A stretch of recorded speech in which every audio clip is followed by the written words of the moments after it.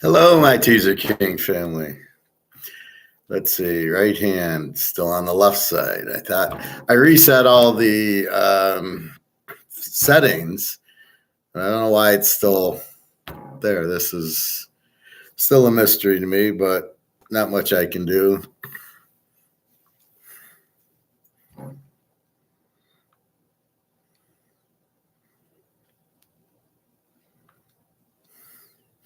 A message to Daria.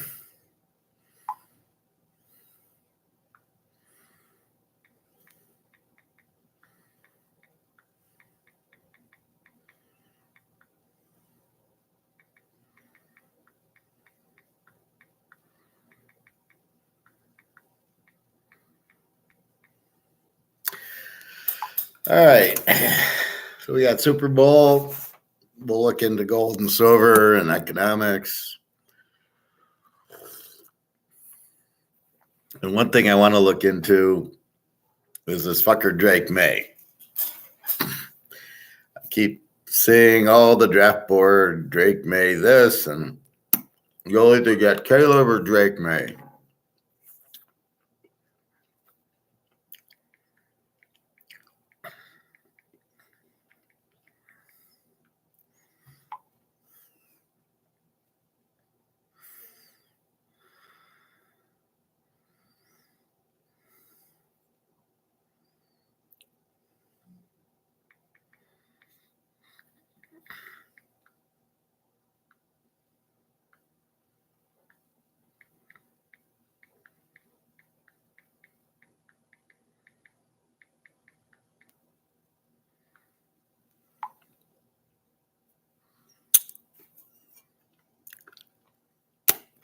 So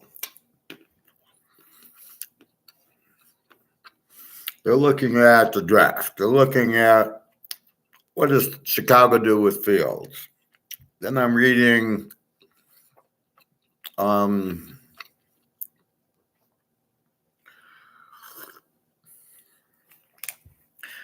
reading how the coach who got the OC who got the Washington job is like Caleb's guy. So Caleb might go to Washington because the offensive coordinator, which is ridiculous. Then what do the Bears do? Do the Bears have Fields? Do they keep him? Do they trade him? Then they get to the point, well, they'll either take Caleb or Drake May. They'll go one or two. Drake May.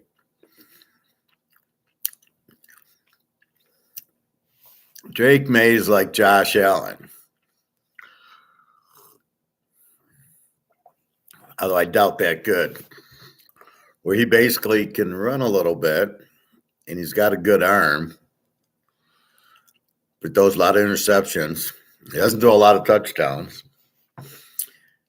He's not that good of a quarterback, but he looks good. So he's big, he's got a powerful arm, which these idiots think makes a quarterback, which doesn't. What makes a quarterback is Joe Montana, is somebody that could read the defense and get it to the right spot, which is what Lamar can't do, which is what half of these Josh Allen can't do, which is what Brock Purdy actually does pretty well. Hence, they're in the championship game, and the other idiots aren't. It's what Mahomes does well. It's what Joe Burrow does well. So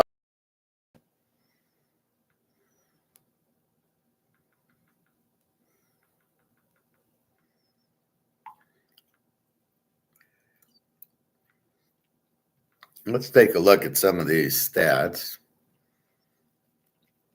because the stats don't lie.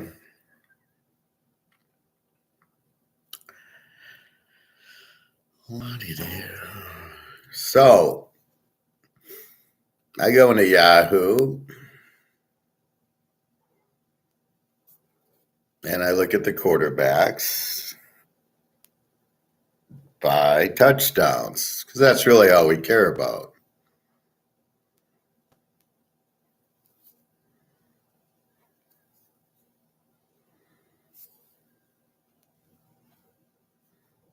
Okay.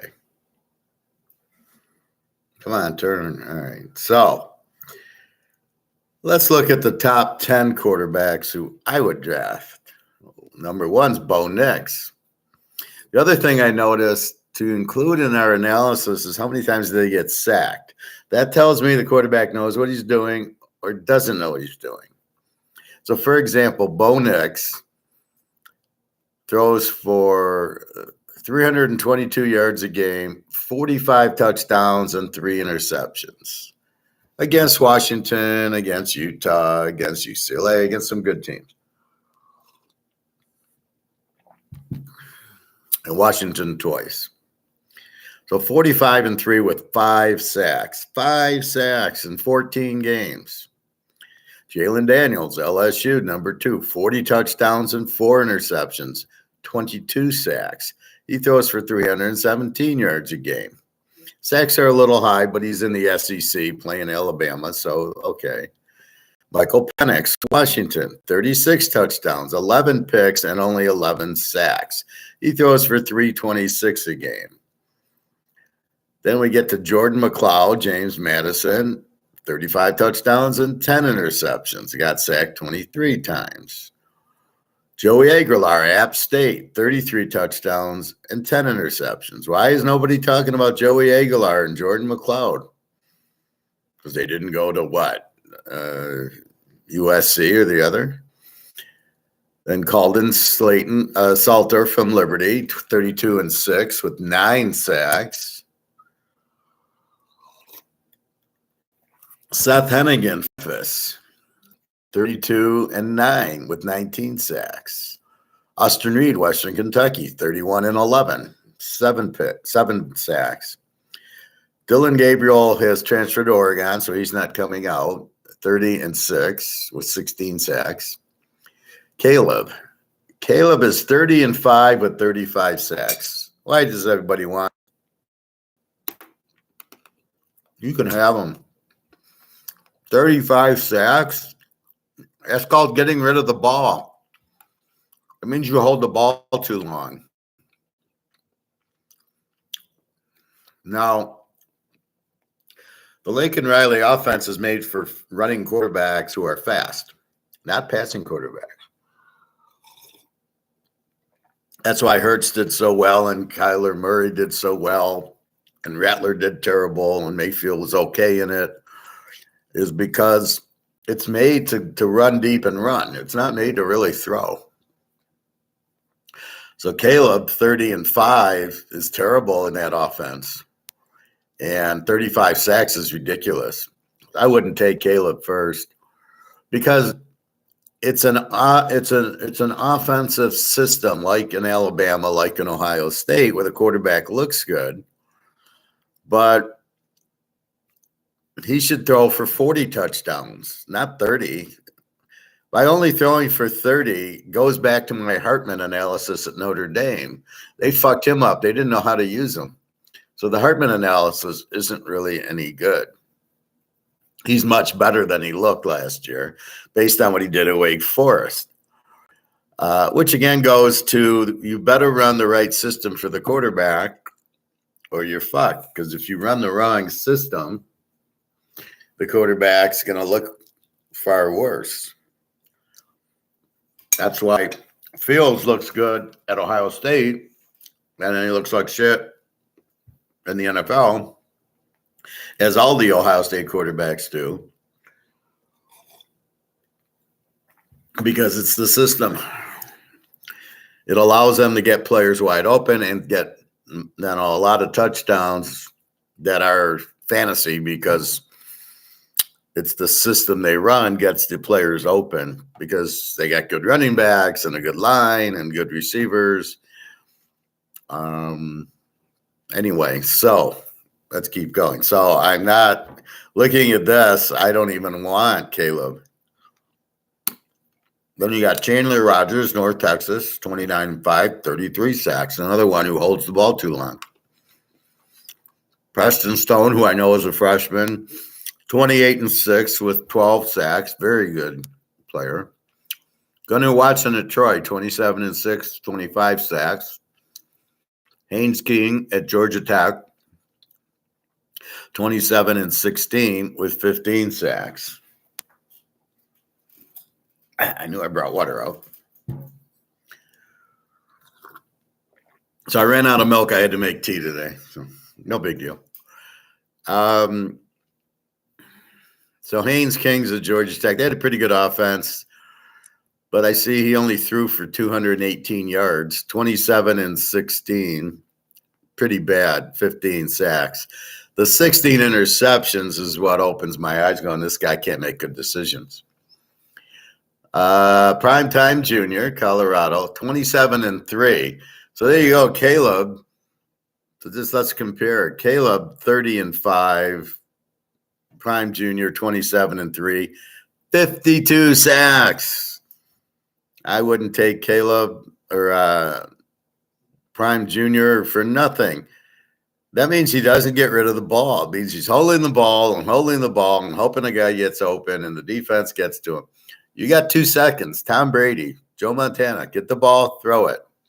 You don't have 15 minutes to find a receiver. So that's a very glowing problem, 52 sacks. Brian Shager, Hawaii, 26-14, 39 sacks. He had a weak offensive line, we know, but he's still holding the ball too long, and 14 interceptions. Hopefully he'll get better next year. Byram Brown, South Florida, 26-11, 38 sacks. Another guy that holds the ball too long. This is their problem, and then they throw too many interceptions. You've got to realize the play's not there and just throw it out of bounds and go to the next play. You can't have all these sacks, and you can't have all these interceptions. My man, Daigeo Pabio from New Mexico State, 26-9 and 23 sacks. That's pretty good. Pretty good. Now, if you notice, we still haven't gotten to Drake May yet. Where is he? I'm at Daigeo Pabio, New Mexico State, and you want to take Drake May with your number 1 pick because he's got a big arm? This is your reason for picking these guys? You're fucking believable. Devin Leary, Kentucky, 25 touchdowns, 12 picks, 22 sacks. Not very good. Tag Tagliabue Jr. from Maryland, 25 touchdowns, 11 picks, 26 sacks. Too many picks. I mean, if you throw 11 picks in college, how many are you going to throw in the pros? He doesn't protect the ball. All right. Cameron Ward is transferring from Washington State to Miami. What an idiot. Miami's got the worst offensive coordinator in the world. 25-7 with 39 sacks. This guy's like Prime Junior. You can't. What do you hold the ball for a month? 39. This is not a quarterback. Quarterback should look at the line, go, this is where I'm going to throw. They're in 2 deep coverage, which means this is open, which the receiver should know. And I'm going to go back 3 steps and hit the receiver in the area where the 2 deep zone is, or the 1 deep, or the 3 deep, or whatever it is. That's the quarterback's job to understand that. All right. Drew Aller, Penn State, was a freshman, 25-2 with only 15 sacks. So you think that's pretty good, which it is. He doesn't throw picks. He doesn't get sacked. But where was he against Michigan and Ohio State? He doesn't show up. But otherwise, he's fairly good. So this guy's not bad, but he's a freshman. Noah Fafita, Arizona, 25-6. He only played in 12 games, and he only had 19 sacks. This guy's really good, okay? People are not mentioning him because he's at Arizona. I don't know. Davis Brin, Georgia Southern, 24 touchdowns, 19 picks, and 31 sacks. This is a problem. 19 picks and 31 sacks. This guy doesn't know what he's doing, or it's just such a bad offense. All right, Sam Hartman, Notre Dame, in 12 games, because he sat out the bowl game, 24-8 with only 14 sacks. This is my guy, 24-8. He was a 45-5 guy at Wake Forest. He only throws for 224 yards because the offensive coordinator wants to run the ball more. So here you got to read between the lines. C, he did well, 24-8, 14 sacks, pretty good. You played Ohio State, you played USC, you played Clemson, so you played some pretty good teams. Duke, Louisville, I think. No, you played Duke, so you played good teams, and you only had 14 sacks, 24-8. So you only threw 8 interceptions playing these good teams. So Hartman should definitely be a top 5 guy because we saw him at Wake Forest where he threw for 45. So if you give him the good offense, he's going to do more. We still haven't talked about Drake May. We're already at Hartman, who's only 24-8. Carson Beck from Georgia, freshman, took over for Stenson Benson, 24-6, 11 sacks. So he was a freshman. They lost their offensive coordinator to Baltimore, so it's an adjustment year. I can't believe the offensive coordinator would go to Baltimore and turn his back on Georgia with the new quarterback and a chance to win 3 in a row. I mean, that's ridiculous. TJ Finley, Western Kentucky, 24 touchdowns, 8 picks, 27 sacks. So not too good. A lot of sacks. Western Kentucky, they were more balanced this year, but okay. Will Howard, Kansas State, is now transferred to Ohio State, was 24-10 with 16 sacks. He likes to run the ball, 220 a game. 24-10 is a little bit high for Kansas State. You shouldn't be at 10 interceptions, and you should have thrown for more than that. So he should have a big year because Ohio State, his figures will jump because of the style of offense. So he'll probably be in the 40s next year. He's a really good quarterback. I don't like this jumping from Kansas State to Ohio State. I think it's really Bush League. I refer to this as I'm dating some girl, and this prettier girl comes up to me, and I leave the girl I'm with for the prettier girl. And I think it's wrong. I mean, you've committed to the girl. You like the girl. Just because the girl is prettier, you go and leave your girl you're with. I think it's bad. This whole transfer thing, this money thing, I think is terrible. It'll be the end of college football as we know it. It's sending the wrong message. These players are all fucked up. Finally, Drake May, who's lower than TJ Finley of Western Kentucky, Davis Brin at Georgia Southern, Noah Fafita at Arizona. Here's Drake May. Those for 300 a game, 24-9. TJ Finley was 24-8. Carson Beck 24-6. Hartman 24-8. And 29 sacks. Will Hartman 16 sacks. Hartman 14 sacks. Fafita 19 sacks. 29 sacks. 24-9. A lot of interceptions. 300 yards a game. I watched his highlights yesterday on YouTube. So I turn on the Duke game. The problem is when you go to the 20-minute highlights, it only shows you the highlights.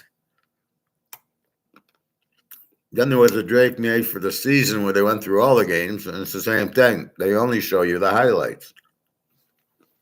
So you start analyzing it, and you go, well, let's see here. Drake May,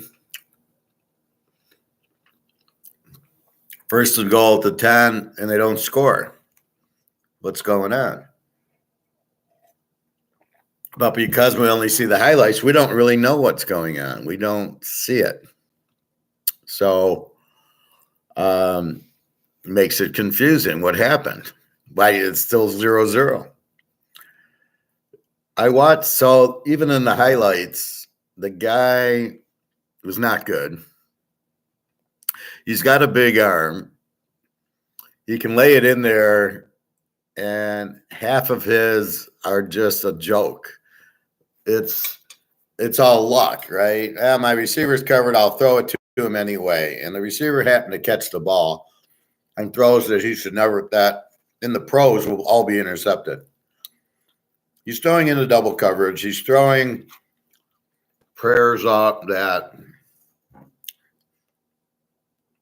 I'll throw this up and we'll see what happens.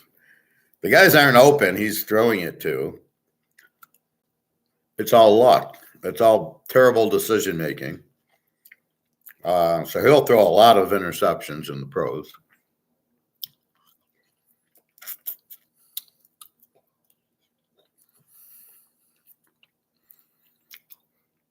Runs a lot, kind of, but he doesn't gain a lot of yards. He reminds me of Josh Allen. He doesn't like to slide. He's a big guy. That's why they like him, but he's an idiot. Can't read the coverage. Obviously throws too many interceptions, gets sacked too many times. And this is, by the way, in the ACC. So I'm looking for good teams he's beaten. I can't find any. He lost to Clemson. He lost to NC State. He gets lucky to beat Duke in overtime. So he doesn't beat anybody. I think he beats Miami, who was in such trouble.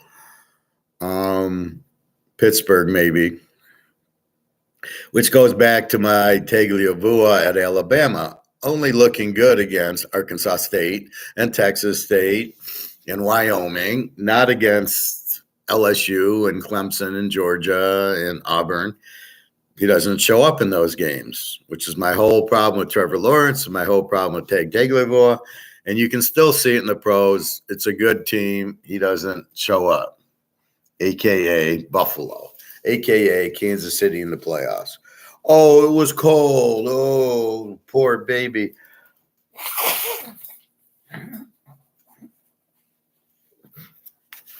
So it might have been cold, but Mahomes put up 27 points. He didn't bother. The cold didn't bother him. Why is the cold bothering Tagliabue? He's not a winner. He's a loser. You get him in a big game, he chokes. And that's what Derek May is, or Drake May. First or second pick in the draft. Are you out of your fucking mind? He's Mitch Trubisky all over again. Big arm. Doesn't know what team to throw to. Doesn't know when to throw it to the guys. Takes high risk that in the pros will all be intercepted. He throws it in. His guy's not even open, and this guy makes a great catch. Okay, that's not him. That's the receiver is really good. I might go after the receiver, not him. Didn't beat a good team. Clemson buried him. NC State buried him because you can't read coverages. So why is he the first or second pick? Oh, Mel Kiper likes him because he's got a big arm. Oh, yeah, we see how good Josh Allen is in the big games. Yeah, he doesn't show up either. He can't handle a blitz. He doesn't get sacked. He doesn't know what he's doing. So you want Drake May, you might as well have Kenny Pickett again, or he's Mitch Trubisky all over again. I think Mitch Trubisky had a big year his senior year, 40-something touchdowns. Yeah, how good is he on the Steelers? And the Bears got rid of him. So there's your Drake May. He's like 34th, 40 under TJ Finley and Davis Brin and Noah Fafita are better than him, at least touchdown-wise. So 24-9 on an explosive offense is not really where you go. They had a good running back, which makes him stats even worse because he had balance. He had a really good running back, and the receivers were good. And he only throws 24 touchdowns in 12 games, 300 yards a game. Where's your touchdowns? Where's your points? And then he gets sacked 29 times. If you draft this guy in the second round, I wouldn't touch him in the second round. You want to draft him number 2, it's the same as drafting Richardson. He sucks. This guy sucks. Richardson gets hurt because he won't slide and he runs. He probably did it on purpose. He gets paid. So that's what you got here. You got this guy. He's a big guy with a big arm. Doesn't make him a good quarterback. Look at Dan McGuire. He was 6'9". Yeah, how did he do in the pros? Then I heard something about Caleb that he's listed at 6'1". Dan Orlovsky, what an idiot he is. He's listed at 6'1". Well, how big is he really? And then he started getting into small quarterbacks, and he says, "Well, look at Steve Young on Carolina. He's smaller. Look how he did. It had nothing to do with it. He was 6'1" or whatever." And then he points to two other guys. Kyler Murray. And it's got nothing to do with his size, or there was one other one. And I'm like, look at Russell Wilson. Look at Warren Moon. Look at Drew Brees. What the fuck's this guy talking about? So he goes to Kyler Murray. Like, what you don't like about Caleb is the sacks he takes, right? That's what you don't like about Caleb. But why don't you mention Bo Nix? Here's my top 5 quarterbacks. All right, Hartman, 24-8, but they ran the ball a lot at Notre Dame. The offensive coordinator not aware that he's got the best quarterback in the country. Bo Nix, 45-3 and 5 sacks. He's your number 1 pick right off the bat. What are you looking for? 45-3 and 5 picks. Jaden Daniels, 40-4 with 5 sacks, 40-4 with 22 sacks. Penix, 36-11 with 11 sacks. I'd even go to Joey Aguilar or Jordan McLeod at James Madison App State ahead of Drake May. Now, I don't know if they're seniors. And then we got, Dylan Gabriel's not coming out. Then Caleb at 30-5. Preston Stone's not ready yet. Gunnar Watson at Troy, I'm not sure, 27-6. Prime Jr., 52 sacks, takes him out of it. Noah Fafita, I doubt he's a senior at Arizona. And then Hartman. So it's an easy first 3 are Bo Nix, Jalen Daniels, and Michael Penix. 45-3. What do you want from Bo Nix? In that league, 45-3 is huge. Oh, they don't play defense. Yeah, go try to play Utah or UCLA last year. Don't tell me they don't play defense. Jalen Daniels, he beat Alabama. They don't play defense either. 40-4. And then Penix, 36-11, who had to play Oregon twice, 36-11. So those are easily your top 3 in any order. Maybe Nix and Daniels 1 and 2. Penix and Hartman are 3, 4, and then Caleb's 5 because he takes a shitload of sacks. So let's look at it. Bo Nix in 14 games took 5 sacks, 45-3. That's production. He throws. He's 77% accurate, throwing for 322 yards a game. What the fuck is this? Is an automatic first pick. Jalen Daniels throws for 3,800 yards, 317 a game, 40-4, 22 sacks, but he runs really good. He's your easy number 2. Penix, 15 games, 4,900 yards, 326 a game, 36-11, and only 11 sacks. Those are your top 3. I don't know what the problem is, why it's so difficult to not look at the math and not look at the players. Washington beats Oregon twice. Why aren't you looking at Penix? Bo Nix, 45-3. And Daniels plays Alabama until he got cheap shotted. These are by far the top 3 quarterbacks. Then you had Hartman because Notre Dame didn't know what to do with them, and they ran the ball a lot, and they had a good running back. So Hartman's 4. So it's 1, 2, 3, 4. And then I would say this Aguilar at App State, if he's eligible, I don't know. Dylan Gabriel, but he's going to Oregon, unfortunately. Caleb at 30-5 at 35. I don't know. He's a crybaby. He cries when he loses. He's not a man. He's not a football player. This Chandler Rogers in North Texas, 29-5. What are you guys looking at? What is it that the problem is? You got to go to Drake May. Haynes King at Georgia Tech, 27-16. Too many interceptions, but he's better than him. You have an explosive offense, and yet this guy doesn't throw for touchdowns. Now, you had a good running back, and that's where Hartman comes in. So let's look at Hartman against him. Hartman with a really good running back. Hartman's 24-8, 14 sacks. Drake May, 24-9, 29 sacks. But Hartman's much better than Drake May. I don't know what these guys are looking at. They don't even have Hartman in there. He threw 45-5 the year before at Wake Forest. Here, Notre Dame ran the ball too much and didn't go. It's like having Joe Montana and running Roger Craig all the time and then wondering why you lost in the championship game. Will Howard will be good next year. At Ohio State will have big numbers. Everybody think is good, but Kansas State numbers are 24-10. So Drake made 24-9, throwing for 300 yards a game. So there's no excuse to only throw 24. 63%, and most of them were just throw up balls. They weren't really good balls. In other words, the receiver wasn't really open.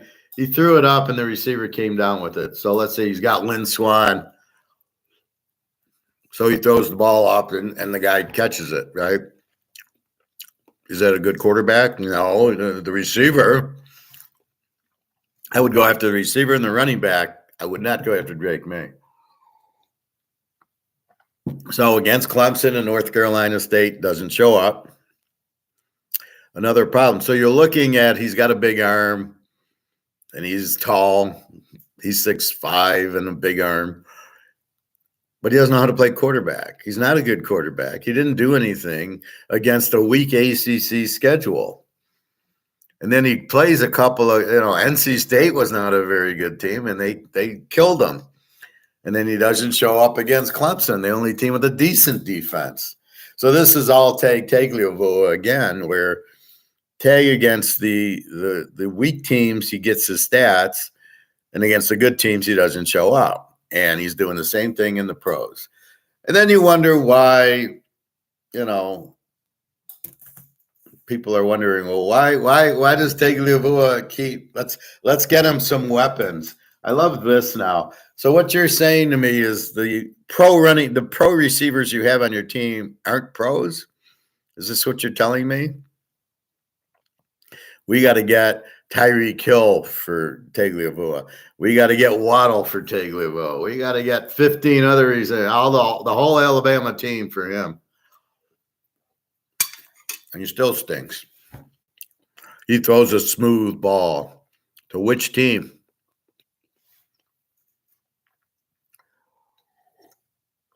So this is what really blows my mind. People, I don't know what they're looking at. What do you look at? Why would you? I wouldn't draft Drake May in the first 2 rounds. He'd be a nice 3rd or 4th round backup quarterback. He's not going to win any games. His decision-making is horrible. He throws it up way too many 50-50 balls, way too many interceptions for me. And I got Bo Nix sitting there at 45-3 with 5 sacks. He's your number 1 quarterback by a mile. First pick by a mile. So if he falls to 7 or 8, he's going to be your Tom Brady. He's going to be mad, like, why didn't I go 1? I don't know what you're looking at. Bo Nix, Daniels, Penix, and Hartman are your first 4 quarterbacks. Then Caleb. And Drake May's a 3rd rounder. So Mel Kiper likes him because what? He's got a big arm and he's tall. This is Mel Kiper's requirements. And Mel Kiper's hit on how many quarterbacks? Not because he has no fucking clue what he's doing. I'll challenge Mel Kiper day and night. I beat him every year. Just look at my videos. Then I heard some idiot on ESPN say, well, only 40% of them pan out. Well, that's because they don't know what they're looking at. Stenson Benson, wait till he plays when Stafford ends, and wait till Hooker plays. The Lions won't play him because they got Goff because they're idiots. So you're really sitting there, and I don't understand. What are you looking at? It's like analytics, right? I was thinking about that in the shower yesterday, and I was thinking at the club after swim, and I'm thinking there should be a second part of analytics. So what analytics says is of the whole complete times people go for fourth down against every team in every situation, they're like 52%, right? What I'd like to see is part two. Of those that made it, did they win the games? Of those that didn't make it, did they lose the games? Now let's put a little risk on that, right? It's like calling it all in. Maybe that works 51% of the time. But if you lose, you lose everything. And if you win, you don't win a lot. So you really need to see exactly what you're up against. So analytics, if it doesn't have part two, so in other words, go for it because it's 52%. And everybody go, oh, wow, what a great percentage.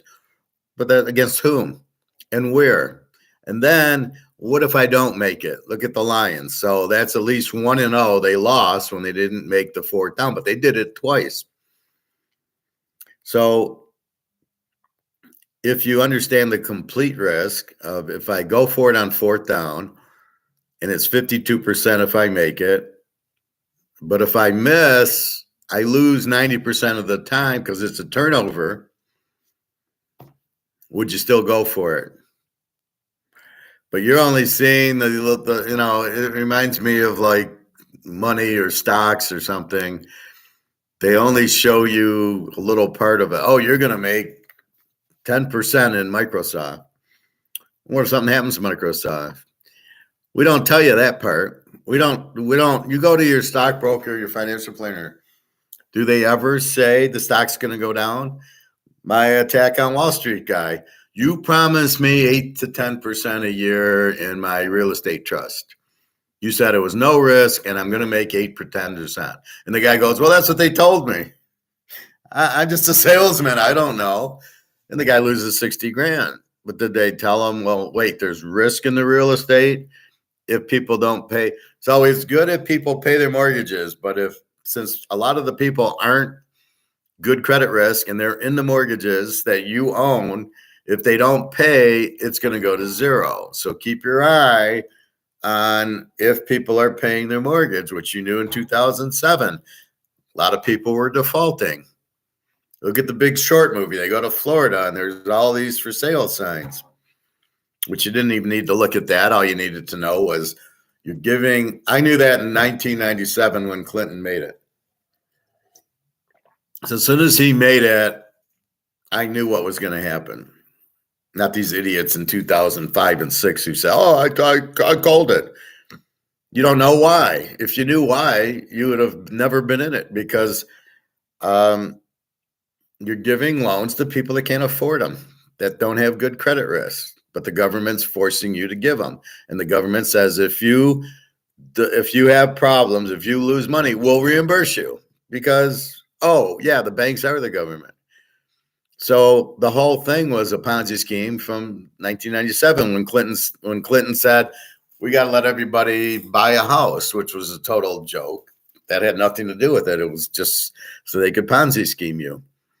And this is the problem. So they're not saying so the Attack on Wall Street guy doesn't get the proper information. If they default, you're going to zero. He doesn't understand that. He says, well, wait, you promised me 8 to 10% risk-free. Now, if you're stupid enough to believe that, I got oceanfront property in Detroit. What do you mean risk-free? There's always risk. You're getting 8 to 10% on a market where it's 2%, and you think that's risk-free, and you're not smart enough to see where the risk is. You get what you deserve. So that's why the housing crisis, it wasn't a housing crisis. It was a Ponzi scheme broke. We're going to sell these REITs people with bad credit are buying them, and the credit agency is gonna make them all AAA. They're not gonna do their job. So incompetence all around the place. So as you get closer to 2008, the interest rates go up, the people can't pay them, and then it crashes, which was always going to crash because the people can never afford because when you get a tickler rate, the variable arm that gives you 1-2% the first year or two, then it goes to 3 or 4% the next year automatically. So it's not unknown. You know that's what's going to happen. Are these people taking out fixed rates? Probably not. So you can see the pro and the con of it, right? You can make 8 to 10%, but you could lose everything if they don't pay their mortgage. That wasn't told to the guy. So now we go up to football and the analytics, which says, oh, go for it on fourth down. It's 51%. Like, is that a good thing? 51%? I want something that's 70%. But then you're not telling me is if I miss, I lose the game. Welcome to reality, Dan Campbell. Welcome to not understanding what the analytics is and the other part of the question. You assume you're going to make every fourth down against the Niners or the Chiefs or Baltimore or Buffalo or Dallas. You just assume you're going to make every fourth down against anybody. You're a fucking idiot. You should not be coaching. You do not know how to coach. You do not understand football. You think it's a rah-rah emotional. You think it's college. Even in college, Jim Harbaugh does not go for it on fourth down. He does not go for 2 when he ties when he gets the touchdown against Alabama, it's 20-19. He kicks the point. He doesn't go for 2. Only you are smarter than everybody else with your go for 2 bullshit and your fourth down bullshit. You don't know how to coach. You don't understand the risk and reward. You think you're going to make everything, which is unrealistic. You should be coaching to win. You are playing to win, not to be aggressive. There's no, I love he's aggressive. I love he's aggressive. Yeah. He beat a bunch of bad teams. And when he got in against the good teams, he got blown out by Baltimore and the Niners and Dallas. For them, it's a blowout because they suck. And we say the same thing of Mike McCarthy. He's an idiot. So you think they won because he goes for it on fourth down is wrong. He wins because he's got a balanced offense and he's got a shitty defense. But against Carolina and Atlanta and, some of these teams, they're not going to hurt your defense because they don't have quarterbacks. So when he plays Carolina with that shit quarterback, Steve Young, they're not going to bother his weak defense. And then he gets in against Baltimore and he gets in against these better teams and the defense gets killed. Green Bay, the Bears. You lost to the fucking Bears. So everybody thinks it's because he's aggressive the Lions won, which is absolutely ridiculous. You win with blocking and tackling. Again, if they don't have a good quarterback, which half these teams don't, because they want to draft Drake May because they don't even know what the fuck they're looking at. He's not even a top 25 quarterback. Why would you draft Drake May? What are you looking at? You don't look at touchdowns, interceptions, and sacks and value your quarterback? Not only that, Bo Nix completes 77% of his passes. Daniel 72 and Penix 65. I mean, this is huge. And the competition they're playing. LSU plays Alabama, by the way. Washington plays Oregon twice, by the way. And Oregon had to play Utah and UCLA, who are top 10 defenses, by the way. So don't give me this shit. It's the Pac-10. They don't have defenses. You bring that shit and you're gone. So the part of the analytics that needs to be included is, oh, by the way, if you don't get the fourth down, you lose the game because it's a turnover. And if it's a turnover, you lose the game. And you still want to go for it on fourth down. So instead of the Lions kicking the field goal to tie it, he goes for it, but he doesn't get the second half of the message. Oh, by the way, if you miss this 4th and 2 and don't tie the game, you're going to lose. Doesn't get that part of the memo. It's not smart enough to think about that. He's obviously thinking, oh, well, I'm going for the win against the Niner defense on 4th and 2. You're going for the win. You're not even going to kick the field goal. You're just going to keep driving because they got a shitty defense. We all know that the Niners doesn't have a good defense. We'll just go through them like butter, even though you didn't score in the whole second half till a minute was left. So this is the part that happens in a lot of things. They tell you, oh, put your money in stocks, you'll make 10%. They don't tell you you could lose. They don't tell you, keep your money in the dollar. They don't tell you it's going to zero. In fact, it's already at zero. They tell you gold doesn't move. No. The big thing with gold is it doesn't give a dividend. It's not a stock. And it moves, the whole piece of gold moves. So when it goes from 2,000 to 10,000, we don't give a fuck about a dividend. But nobody talks about that. They only say, well, look, down 2,000. It's 2,000. It doesn't go anywhere. Well, it will as soon as people wake up and realize that the dollar has no value.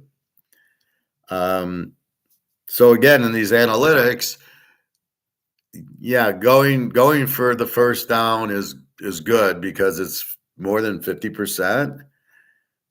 But second part, if you don't make it, you lose the game, is probably very high in there. The only one I can think of that didn't lose, San Diego did it a lot and lost. They did it against Minnesota. They didn't get it, and they still won. They had that 4-point lead with a minute left, and they go for 4th at their own 25, and they don't get it. But they held many out of the offense, and many didn't win the game.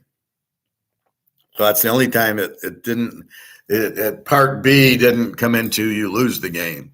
They probably would have if it was earlier in the game, but with a minute left, they took their shots and they just couldn't get in because Cousins is terrible. But that was the thing. But this is why the San Diego coach is no longer there, because the players aren't stupid. When you do that and you miss, and now you went for 4th and 2 at your own 23 in a 4-point game with 2 minutes left in the game, and you don't get it, the players start looking at you like, this guy's an idiot.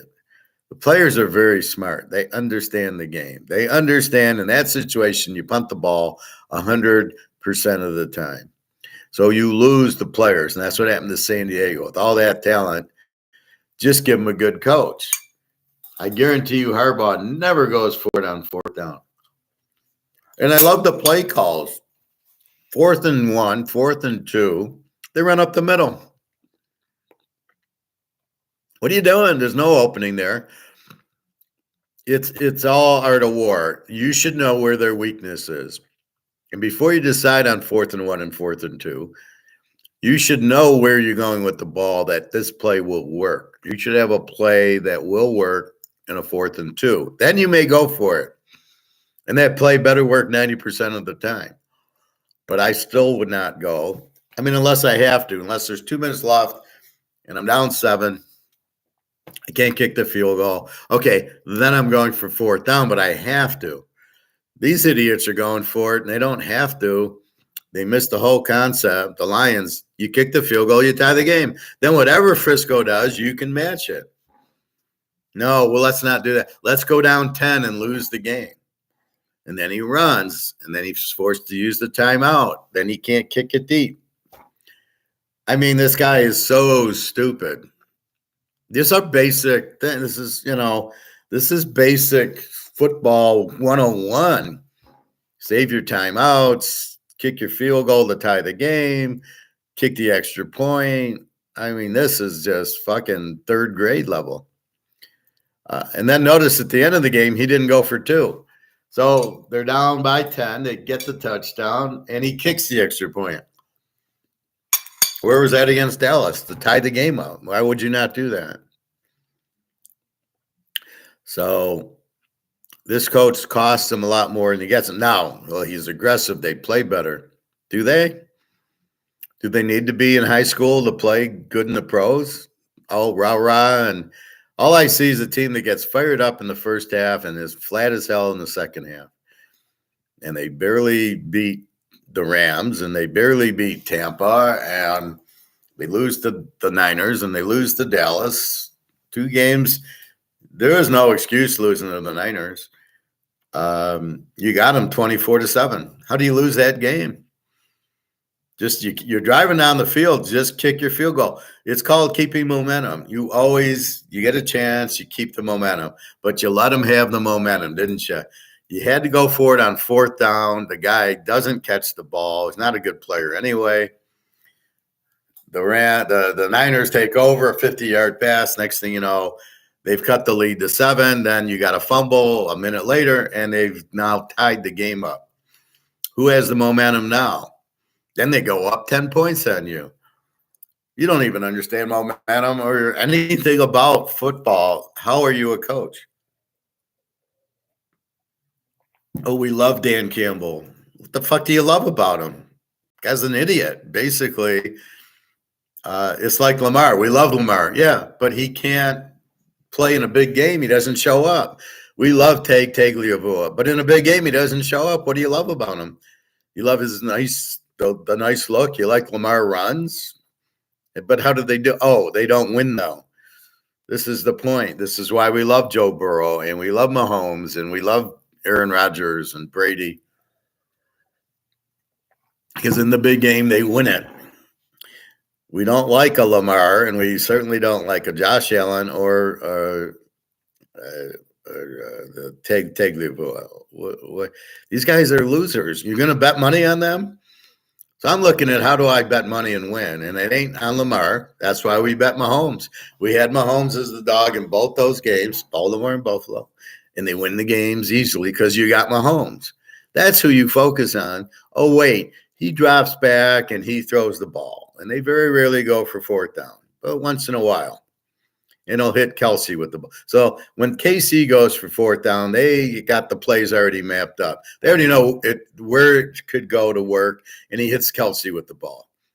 All right, that was a good pass, good catch on that one that Kelsey caught over the middle on a 4th down.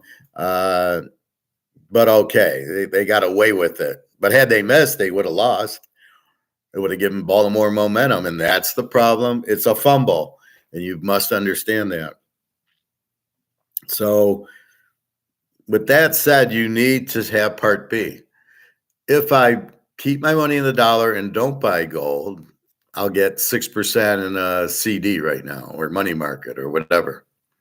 Or I'll buy Microsoft stock and make 5% on it. But what you don't see is if that's the good news. But if I keep my money in money, it goes to 0. And then I don't buy gold and I don't make the money in gold. That's part B of this whole, I go to the bank to take money out to go buy gold. And the guy says, well, you can get 9% in an annuity. He's trying to sell me paper. He's trying to sell me paper in the Ponzi scheme. And I'm smart for him. And I go, but I'd still be in dollars. It's collapsing. I don't want to be in dollars. I want to be in gold. See, I was stoic there. I stood my ground, said, fuck you. And that's what I did. Where the alternative is I'm not in gold, and when the dollar crashes, I'm fucked, right? That's what you need to understand. When the dollar crashes, you've got to have plan B. So when you go for 4th down and you don't make it, what's the consequence? And don't think there's not one. So the consequence of holding dollars is you're not in gold and the dollar is going to 0. Well, it's already there. If I go for 4th down, hey, Greg and John, if I go for 4th down and I don't make it, what's my consequence? And don't tell me there's not one. You lose the game, mostly. Probably more than 50% of the time when you go for it on 4th down and you don't make it, you probably lose the game. However, that's not an analytical thing that they're looking at. Nor is it analytical to know which teams you should not go on a 4th down, like KC, like the Niners, like Baltimore. These teams, you never go on a 4th down. All right, KC got lucky with their fourth, hitting Kelsey. Probably shouldn't have done it, but got away with it. However, if they missed, they probably would have lost. So that's the thing. That's part B of going for it on fourth down and not making it. You lose the game. But wait, where's the statistics on that? So go back to your statistics where you're doing your 51% make on these analytics on fourth down, and let's see when you miss. What is the analytic of you losing the game? Probably what, 90%? Who's winning the Super Bowl? KC, where you don't watch the videos? Come on, Greg and Jen, don't act like that.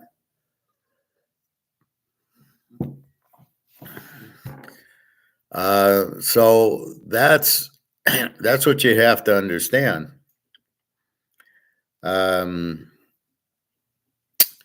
There's got to be part B. So if you buy gold, you're going to make a fortune, and if you don't buy gold, you're going to be broke. It's as simple as that because there's no other alternative. If you hold the dollar, you're going to go broke. So it's the same thing. It's either I do this and I don't do it. And if I do this, what's the consequence? So if I hold my money in dollars, the consequence is you go broke. If I buy gold, what's the consequence of me getting out a dollar? Nothing. You make a lot of money and you would have went broke holding the gold. So that's really all it is. What is the consequence of doing? And that's the thing in everything. So your consequence of drafting Drake May means you didn't draft Bo Nix or Hartman or Penix or Daniels. That's what happens. You draft him means you didn't draft the other guys. The other guys are going to be successful. Bo Nix will be the best one. Why are you not? Why is it Caleb or Drake May? Where's Drake May in this? Where's Bo Nix? Why isn't Bo Nix mentioned? And you guys have to be out of your fucking minds not to look at Bo Nix. I think Daniels and Bo Nix and Penix are, superstars. There's no question. Bo Nix is unbelievable. 45-3. The guy throws 3 interceptions on Oregon, 45 touchdowns, 77%, 320 yards a game. He's throwing the ball all over the place, 3 interceptions, pinpoint passing. Well, we don't want him. We want Drake May because he lost to Clemson and North Carolina State and barely beat Duke. And by the way, didn't play any good teams. They didn't play a top 20 team, North Carolina. People say Bo Nix wasn't that good in college when he first started. Who cares about that? Hey, John, what kind of point is that? We're looking at last year at Oregon, 45 touchdowns and 3 picks. I don't care when he was at Auburn. They ran a different offense, and he wasn't that good. But who gives a fuck? Now we're looking at him at Oregon the last 2 years, and specifically last year, 45 touchdowns, 3 picks, and 5 sacks. 77%, throws for 330 yards a game, 77% completion. Who the fuck cares what he did at Auburn? Come on, Greg and John. You got to get better at that in this class. So that's what they don't tell you. Well, buy stocks. What if the stock market crashes? They don't tell you that. They don't tell you you're fucked. They don't tell you you're going to wake up and the stock market will be down. They're not telling you that. They don't tell you if you buy a CD or if you keep your money in the bank that it's worthless. So they're not, you can get 9% in annuity. You can buy a real estate trust and get 5 or 6%. And you think that's it. There's no beat to it. I put my money in a real estate trust, I make money. There's no risk. There's no risk in the portfolio. The only time there's no risk in the portfolio is if you own gold. Then you have no risk in the portfolio because they can't print it. They print the dollar. That's why you're fucked. It goes to zero. Very good, John. What are you doing here? So what if he gets sent to a bad team? Who cares? You're only as good as the team around you. Yeah, look at Tom Brady. Tom Brady wasn't as good as the team around him. All right, just a second. I'm going to get some water.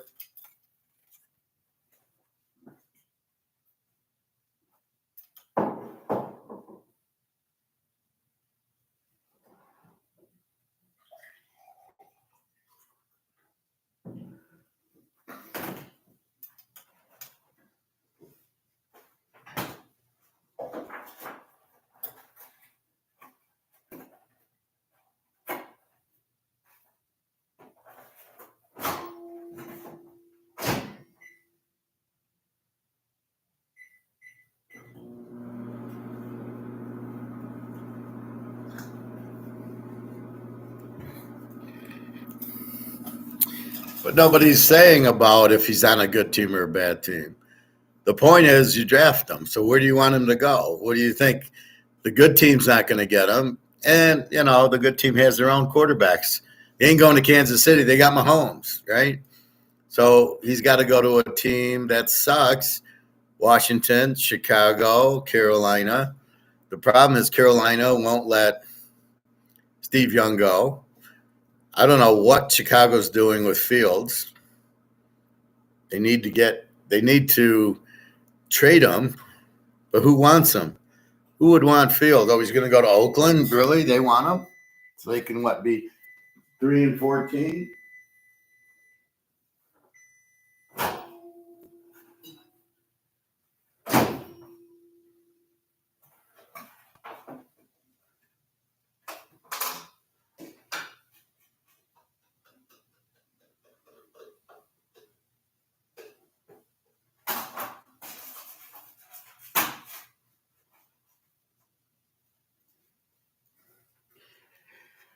Just for you, Bobby. General Chow. I generaled.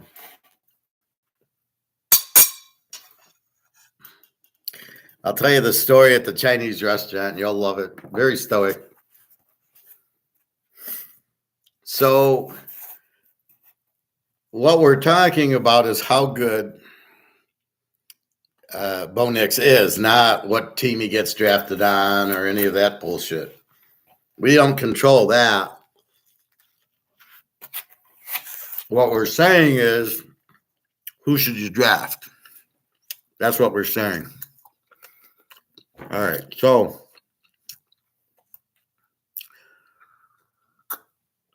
there's always a point. It's always a make or not make. When I was working at Mercedes, there's something called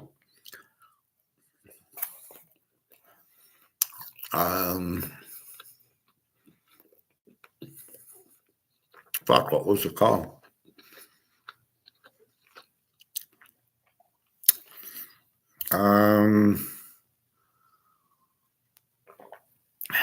Well, I can't think of the name. I keep wanting to say something with an S. It sounds right.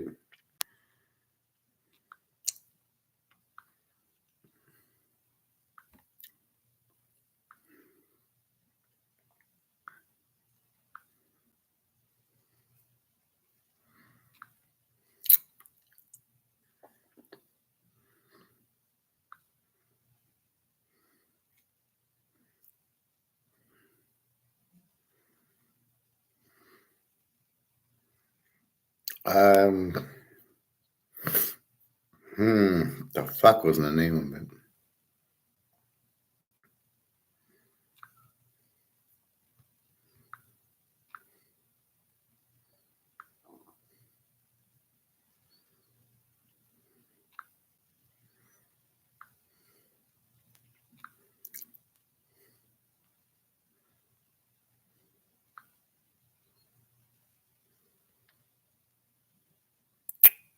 Fuck me.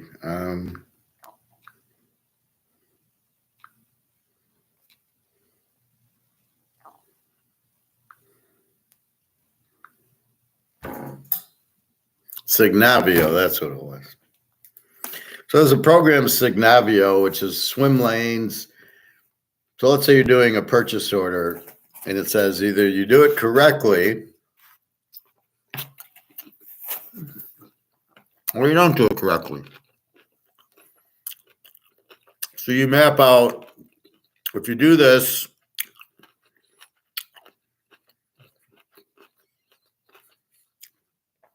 do A, you go to step B. And if step B goes correctly, then you go to step C. And then if step C is correctly, you go to step D. However, along the line, if step A isn't correct, let's say step B isn't correct, you go back to step A, which would mean getting a signature. Well, I forgot to get the signature. I got to go back and get the signature. So that's what it was, a bunch of swim lanes and a bunch of A. If A happens, then B, then C. But if C isn't correct, it goes back to A or B. And that's basically what they're not giving you on these analytics on the dollar. Well, you can get 9% in an annuity. Yeah, but if the dollar goes out, I get 0. That is a risk that you're not bringing up into the equation that it might go out.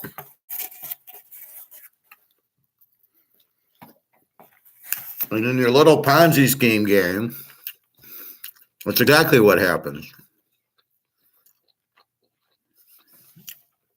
You guys do a lot of Ponzi schemes.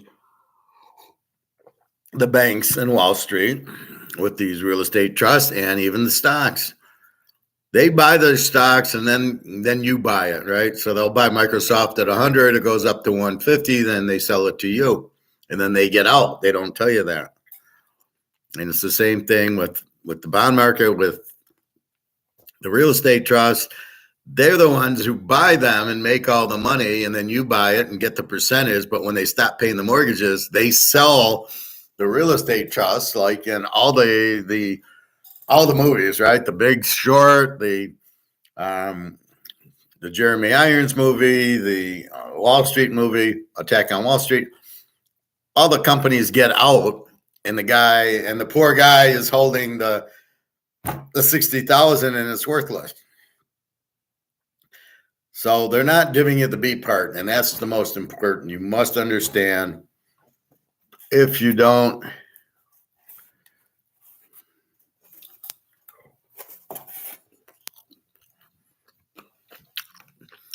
you must understand. Okay. If A doesn't happen, B happens.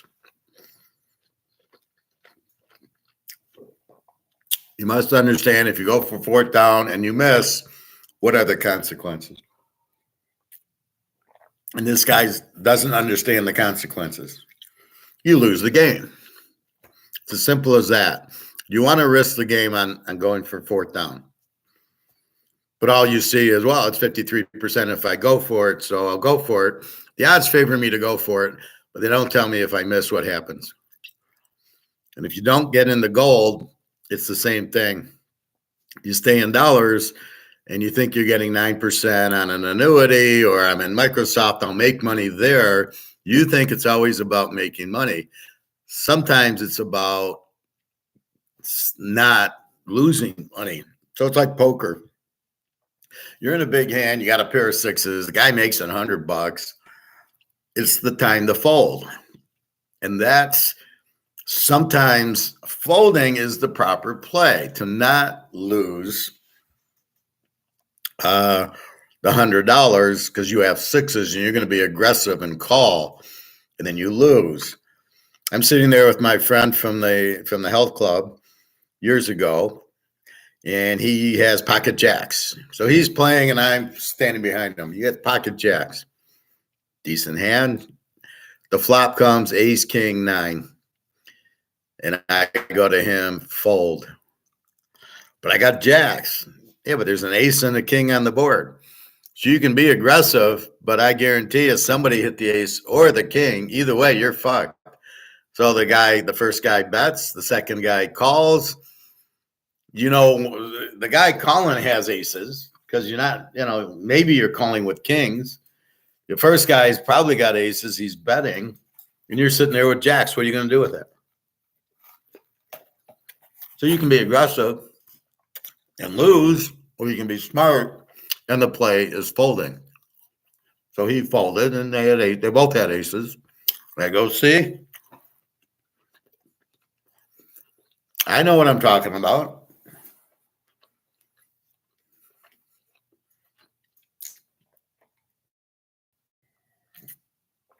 So, with that said, that's why we buy gold, is because we understand what's going to happen to the dollar. So we see we're going to miss the fourth down and 2. We're going to play that. You know what? We don't want to risk it, because if we go for 4th and 2 and we don't make it, we know we lose the game. And we're playing the 49ers with this great defense. So you know what? We're not going to risk it. I'm not going to risk the pair of sixes. I'm going to fold.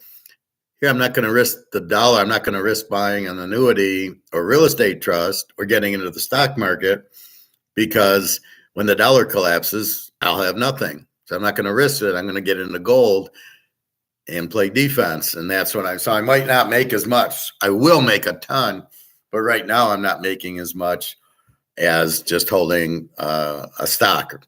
It's only been 4 or 5 stocks that are moving. The rest of the stocks, people are losing their ass on. I love when people go to me, well, I just lost 20 grand in the stock market. What should I do? Buy gold. It's obvious. Why stay in the stock market? It's going down. Why would you stay in it? Oh, it'll come back. Why? Do you know what makes the stock market go up? The economy. If everybody wants Canadian Club, the Canadian Club stock will go up. If nobody wants it, the Canadian Club stock will go down. You have inflation, so the prices, your costs are up. You're not going to be as profitable right off the bat. Then people has enough money to spend, and the money's worth less. So you're not going to buy as many Canadian Clubs or Coca-Cola or whatever. Sales will drop. And guess what happens when profits drop? The stock goes down. How will the stock go up? Only if profit goes up, which ain't going to happen. So these people in what? TikTok and Microsoft and Apple, why are you in Apple? What is it? Does it make money? A lot of people buying $1,500 phones. Oh, wait, they're in it for Apple TV? Really? People have all this extra money to buy Apple TV? Wow. So anyway, it's people just don't get it, but there's always an A and a B. There's always, if A happens, if A is good, it goes to B, it goes to C, it goes to D. And then you've created a PO, or you've won a football game, or your stock went up. If the company's earnings are higher and their sales go up. So using Signavio, let's see, how do we pick a stock? Well, look at the market, look at the interest rates. Will sales go up? Will profits go up? If so, and then will people want it? So like the gold stocks might go up, but nobody wants them. So if it checks all the 5 categories, then I would buy it. Right now, I wouldn't buy any stock because they're all going to get crushed, because the inflation makes sales drop, makes profits drop. The fuck do you want to be in the stock market for? Well, I don't know. I'm an idiot, and I'm going to play it because I don't know what to go into.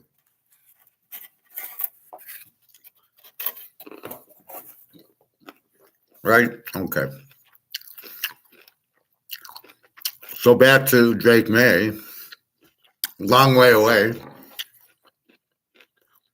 Why would you pick him? Big wins, 0. Touchdowns, 24. Not very much. Especially not, you're talking first or second pick. Wait a minute, Bo Nix has 45 touchdowns. Why aren't I looking at him? Because he had a bad freshman year at Auburn. Yeah, obviously he's pretty good, 45-3, 5 sacks. Obviously, he's much better than he was at Auburn. Big wins, a lot of them. The only really game that he lost was Washington. Beat all the others handily. Washington State, Oregon State, Utah, I think. He won a lot of big games last year and the year before.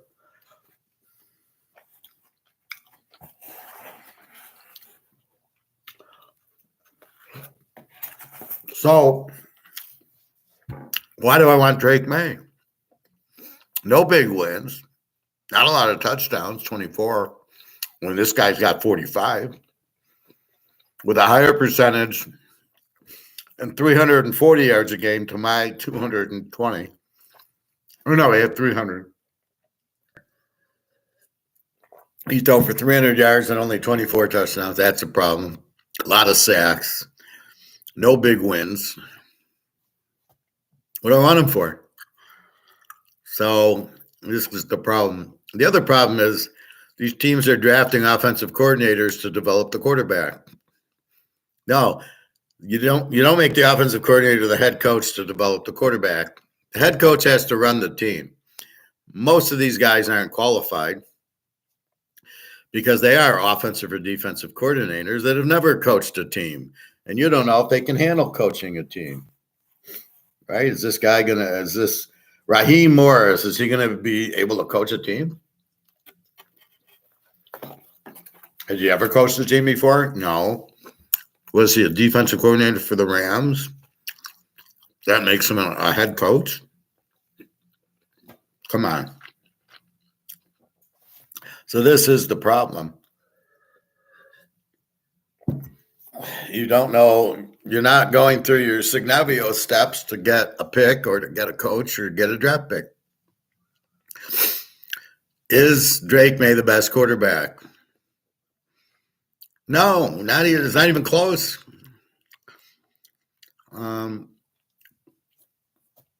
So I don't get what they see in him. He's big. He's got a big arm. That doesn't make a good quarterback. Come on, that doesn't do anything. Look at Josh Rosen. He had a big arm, and he was big. How did he work out? Oh, yeah. Dan McGuire. How did he work out? Oh, yeah, they sucked. So these people have no clue. If they're listening to Mel Kiper, what's Mel Kiper? How does he go through his list?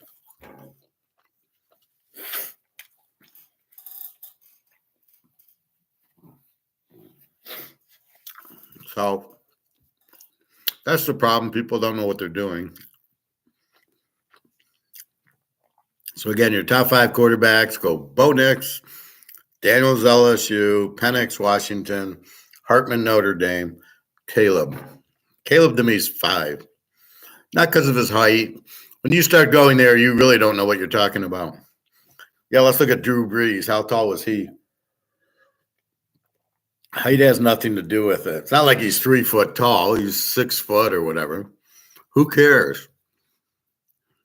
Can he throw the ball? Yeah, he threw the ball well at USC, Caleb. Part I don't like is he cried. He's a crybaby. No room for a crybaby in pro football. You're going to get sacked a lot. You hold the ball too long, you take too many sacks, basically. So I go to Nix, Penix, and Daniels. Daniels at least can throw the ball, and he can move like Lamar. He's 10 times better than Lamar because Lamar can't throw the ball. And he can't win a big game. Daniels did beat Alabama 2 years ago. Came up against Georgia. I think he was injured. And then this year against Alabama, got the shit beat out of him. But it was pretty good. He put up 24, 30 points on him and then gets hit in the chin on a cheap shot by Alabama. Nobody says anything because it's Alabama. And that's it. So he's played big games and won them. Anyway, that's your draft. Stop listening to Mel Kiper. What does Mel Kiper know? Is there a list on Mel Kiper's misses and his picks? Who did he pick last year? How did that work out? So he doesn't know what he's talking about. This Bryce Young is terrible. I think Kuiper had him number one, right? So how did that work out? Oh, yeah, he fucked that one up too because he doesn't know what he's doing. Where I love how, well, he went to Alabama, so I'm taking. That's what the Lions GM does.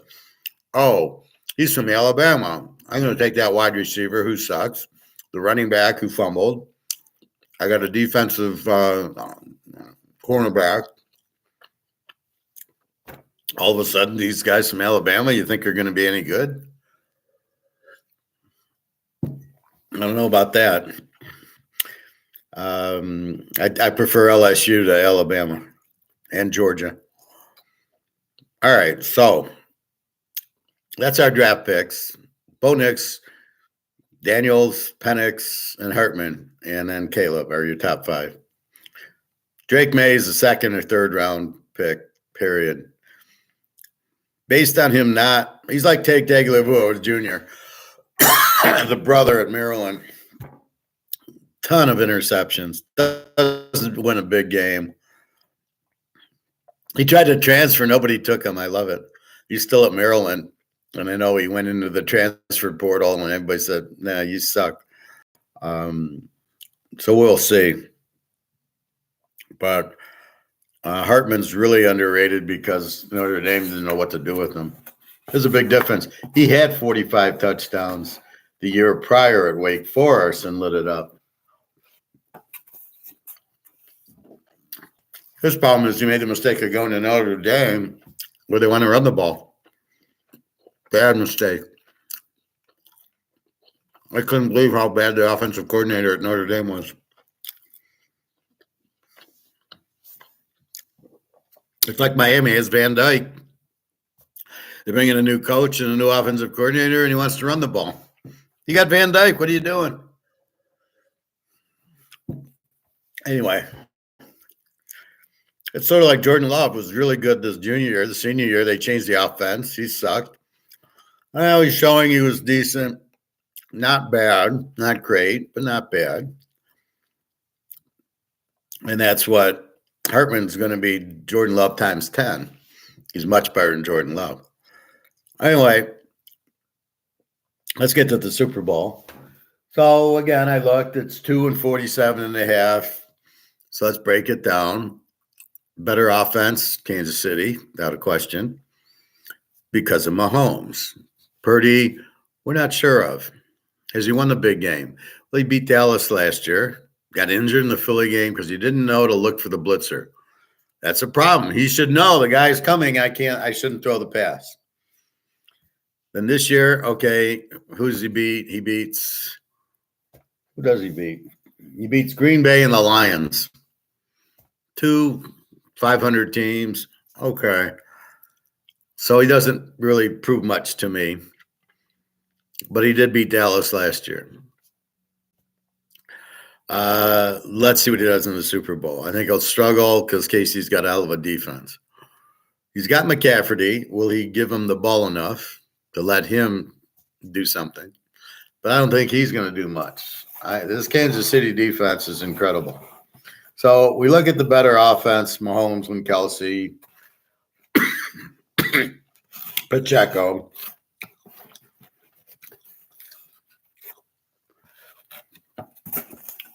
We look at the defense, it's even. They're both 20 defenses. That sauce is hot. They're both 20 defenses, pretty much even. Both and they got Casey's got Jones. Good secondary. Smart secondary. The KC knocked the ball out of Flowers' hands at the 1 yard line. What's Flowers doing, man? He's diving in the end. Does he not see the players next to him that are hacking at the ball? These players are so stupid. You've got to be aware of your surroundings. I get that at the pool. People walk right into me, and I'm like, what the fuck is wrong with you? They're not aware of their surroundings as there's somebody here. And Zay Flowers is an idiot. How do you not know the guy's right there? And I got Lamar, who I know if I just get down, we'll score and and tie the game up or get down 3. It would have been 17-14. But no, he reaches it out, not knowing there's a guy right next to him who knocks the ball out of his hands, and it's a fumble, and KC recovers in the end zone. You're at the 1 yard line. Just get down. You don't need to score the touchdown. It'll be scored. You got 1st and goal. Take what you got, and off you go. It's like somebody greedy that plays the stock market, and the stock goes to 50.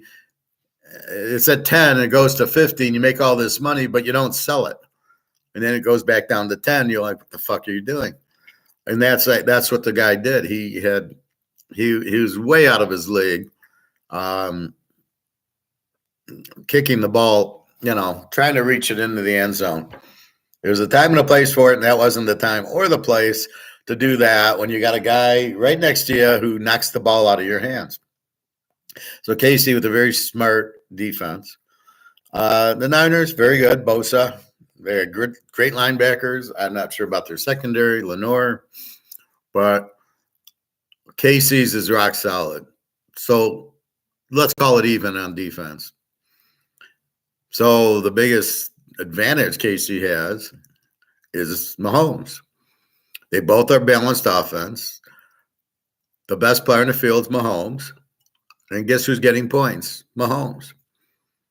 I can't figure it out. This is a terrible line. The line should be, I got Kansas City -3.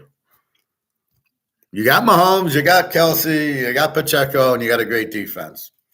I'm not a big Andy Reid fan. He chokes way too many times.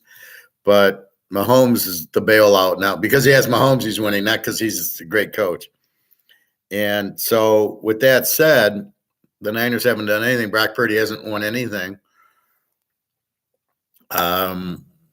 His biggest win, he beat Dallas and Philly, who now we see really suck because Dak Prescott's terrible. And he got killed by Baltimore, who KC handled easily. Now, not that we're going to similar teams, but in a big game against Baltimore at home, now a lot of it wasn't his fault. Trent Williams gets hurt in the game, and all of a sudden, what's his name? Clowney turns into superstar because nobody's blocking. He's just basically running in and sacking him without blocking. So Clowney looked like he did South Carolina finally 10 years later.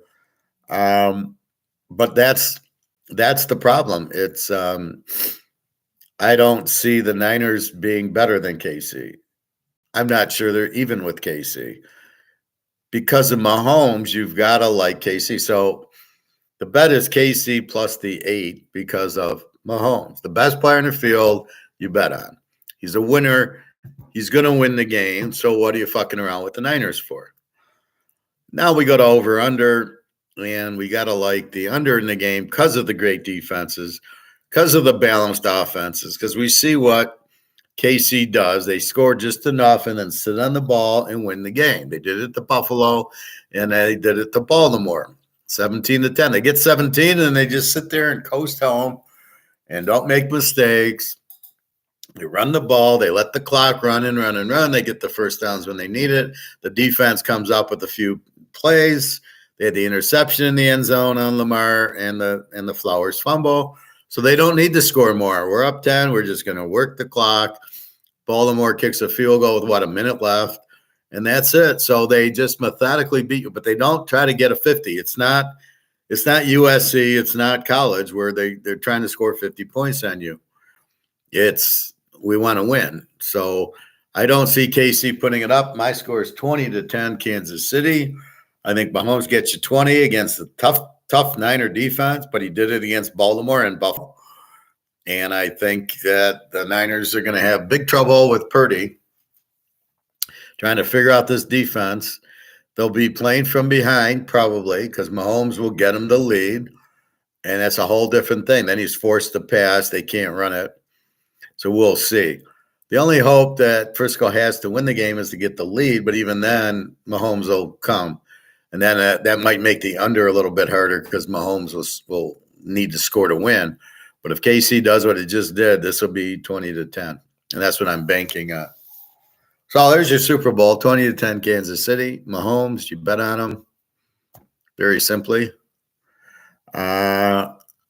He's a winner. He's won 2 Super Bowls. That's what you look at. That's why I go to Drake May and I go, what has he won? Nothing. He can't even win the ACC. He can't beat Clemson or NC State. He barely beat Duke. He's not a winner. He just throws a lot of weird balls. He throws a lot of interceptions, but he throws a lot of balls to the guys that are covered and they happen to make the catch. They're terrible passes. These guys aren't open. You should be throwing to the guy who's open, but he can't read that. He runs a little bit. Yeah, I've seen Lamar. And how many big games has he won? None. So I don't see this Drake May being any good. Oregon's won some big games. Washington beat Oregon twice. Daniels was very good beating Alabama last year. So that's the bottom line.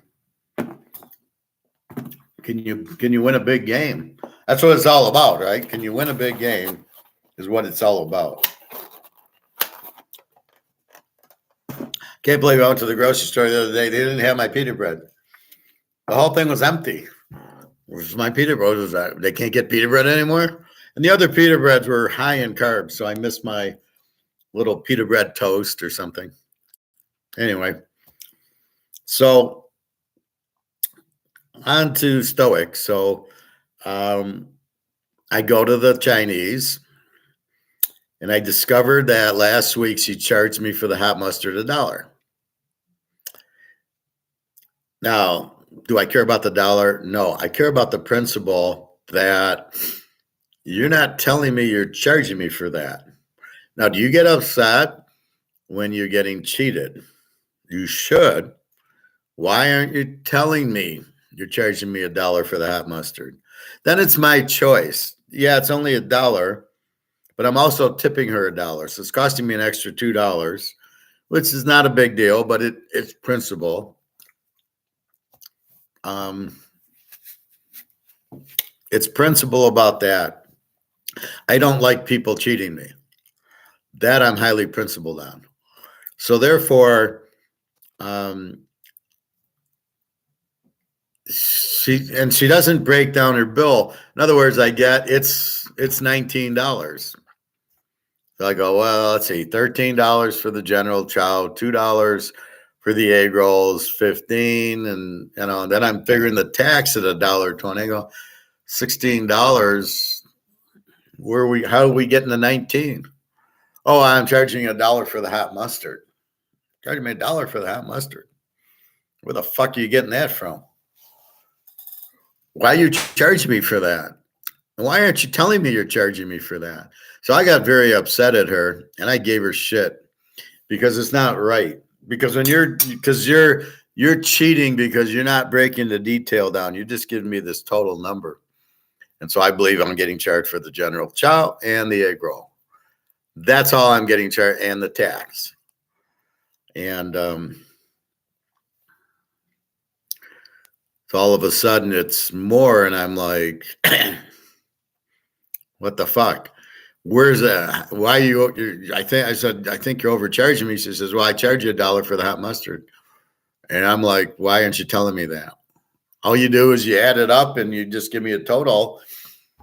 Why aren't you saying you're charging me for the hot mustard? You are asking me if I want hot mustard, but I assume it comes with, just like the egg roll sauce, the plum sauce. I think that comes with.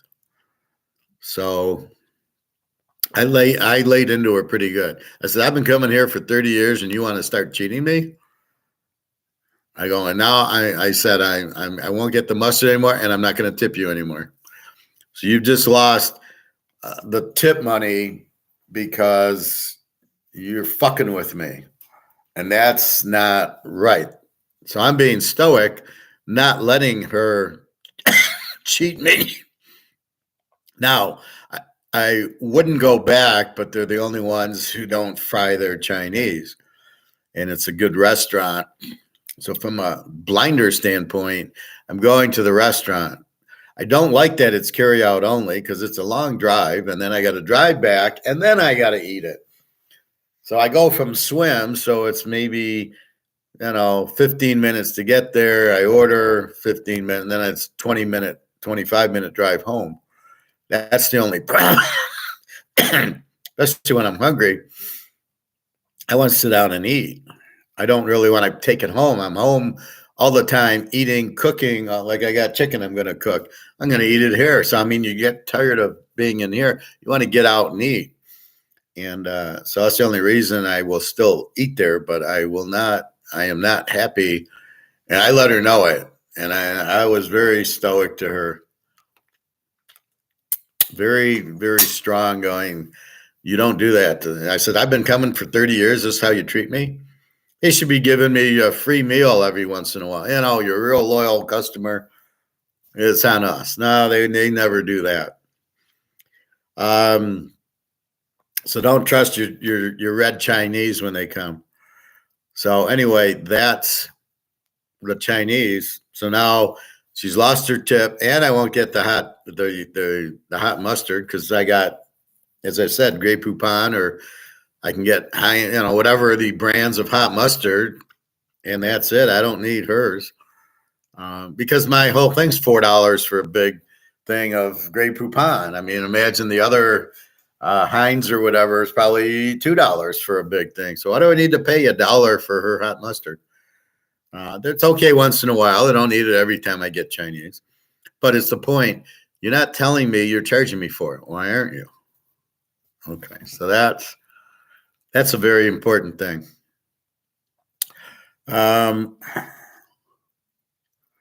What else? So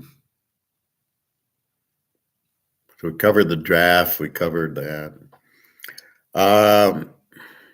I couldn't find Egon hasn't done anything. Mark McGuire or Alligator's been really, I'm beginning to think he's a Keynesian, or I don't know what he is. I've talked to Austrians who think money's fiat. Well, that's a lie right there. A real Austrian economist knows gold's money, fiat isn't. Okay. So if he's really talking to an Austrian economist, that's bullshit. He's probably talking to Schechtman or Schechtman and Peter Schiff say they're Austrians and they're not. That could be who he's talking to. They're not Austrian. Schechtman's not an Austrian economist. He has Austrian beliefs, maybe, but they're not Austrian economists. They don't get Say's law. They don't get dollars. Money is gold and silver. No Austrian economist would say money is dollars. None of them would. So that's a big problem there.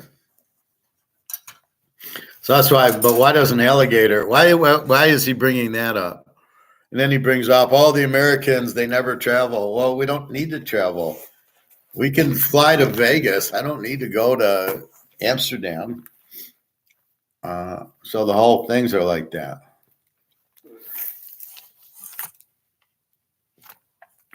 All right, so let's go to the strong country. You want free trade. You want gold standard.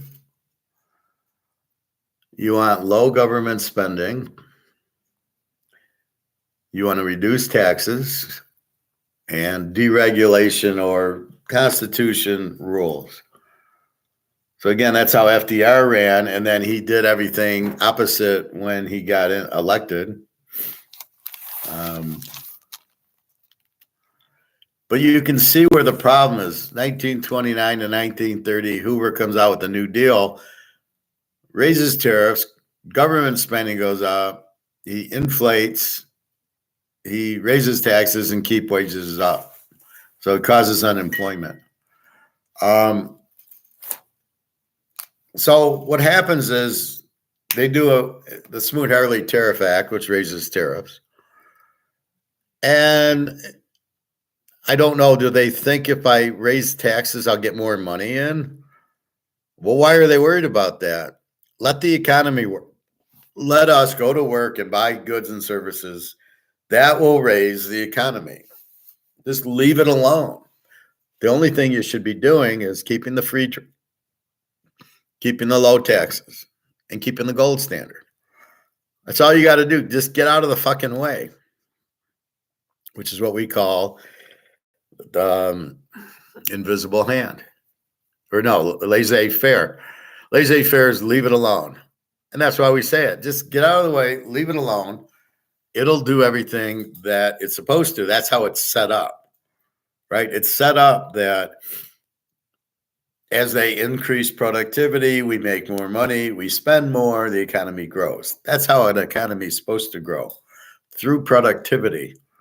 And that's why you can't print more money. The money gets increased because you're working in productivity. That's okay. You're spending more, so you have more money in circulation. It's when you print money that is not made by Say's law, by productivity, by people working. So the government prints, oh, here's $1 trillion.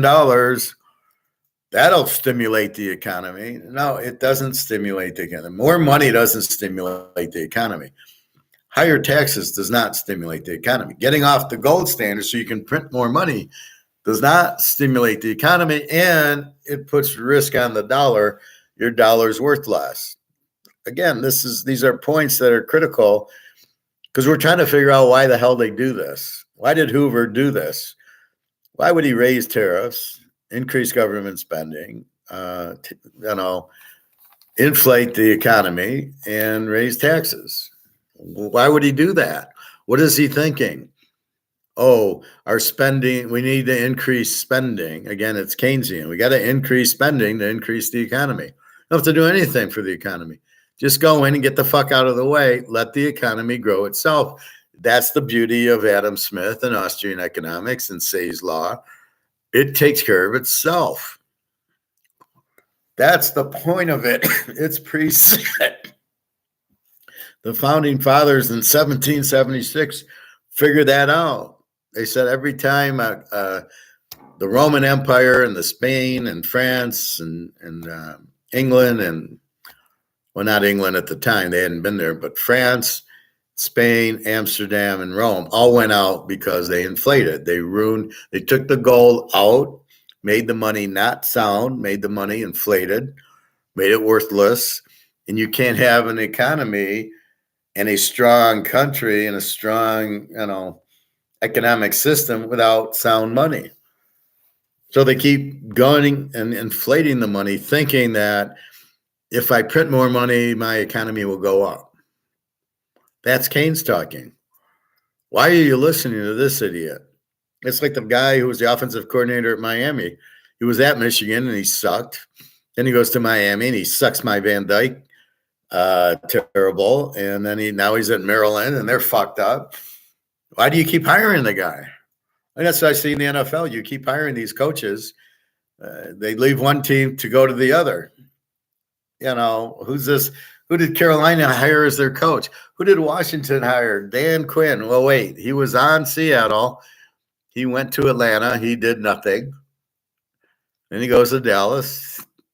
They had a good defense. You want to, yeah. But if you're going to bring Micah Parsons with and DeMarcus Lawrence and all these guys, yeah, then I would say Washington will have a good defense. But if you think you're hiring them and Washington's defense is going to get better, and he doesn't have Micah Parsons, you're out of your mind. It'll never get better. Give him 2 years and he'll win 2 games and that'll be it. So we'll bet against Washington. We'll bet against Carolina with this he's an offensive coordinator there to help Steve Young out. Well, you can't get him a quarterback coach? Well, wait a minute. Why is he the number 1 draft pick? He went to Alabama. Didn't they teach him anything there? Why do you have to teach him here? Why do you have to hire a head coach? He's a quarterback guy to get your quarterback going. Just like Miami. Take Tagliabue. You bring in this guy from the Niners. He's not a good coach. Their offense is good against weak teams. They get in the big games. They don't show up. At what point do you hire a good head coach? Now, Bill Walsh was a good offensive coach. Bill Parcells was a great defensive coach. Oh, by the way, he had Lawrence Taylor and Vince Lombardi, great defensive coach. Tom Landry could do it all. And Don Shula was a terrible coach. He won with defense, and then he goes and gets away from defense. So he wins 2 Super Bowls running Larry Zonka and defense. And once in a while, Greasy would hit Warfield. So he had balance, but it was basically running the ball. And he had a good defense. And then he never came back to it. He gets Marino. Where's your defense? Then he gets Woodley, David Woodley, and so it was like he got away from what won it for him was the defense. He was at Baltimore. He never won because he had no defense. Then he gets in against the Jets, and his quarterback sucks. I was watching that little highlight game yesterday, 25 minutes, and it was like, how many interceptions does this idiot throw? And then the pass just before halftime, the primary receiver is wide open, but he doesn't look for him. What a fixed game that was. So I don't blame Shula. They lost because it was fixed, but it's got to be like 8 men out. When you know they're fixing the game, you can't play the pitchers. So he should have not played Morrill. He could have played Tom Matte in the 65 Colts against Packer game, the playoff game. Unitas and Quazzo, the backup, were both injured. And Tom Matte was a quarterback at Ohio State. So he went to Tom Matte, and Tom Matte basically just ran the single wing and occasionally threw a few passes. And they had them. It was like 10-10, and then there was a missed field goal that was good. And Green Bay won in overtime 13-10. They played defense. And he should have done the same thing there. He should not have played Morrill. He should have played Tom Matte. Once Morrill starts fucking around in the red zone with these incredibly bad passes, you got to be kidding me. I mean, that was absolutely ridiculous. He should have been thrown out of the league for cheating, Earl Morrill. Shula, I don't know if he knew about it or not. The owner bet on the Jets. He bet like $1 million, which in 1968 was a lot, on the Jets. And surprise, surprise, the Jets won. Anyway, yeah, Earl Morrill took the buyout. It was insulting. That's the problem with cheating, right? And that's why I don't like the Chinese lady cheating me. I have a very offensive to it. If I'm playing poker and you cheat me, I walk up and leave. All these pros are a bunch of cheats. If I ever played with Phil Hellmuth or Daniel Negreanu and they started cheating, I'd get right up and leave.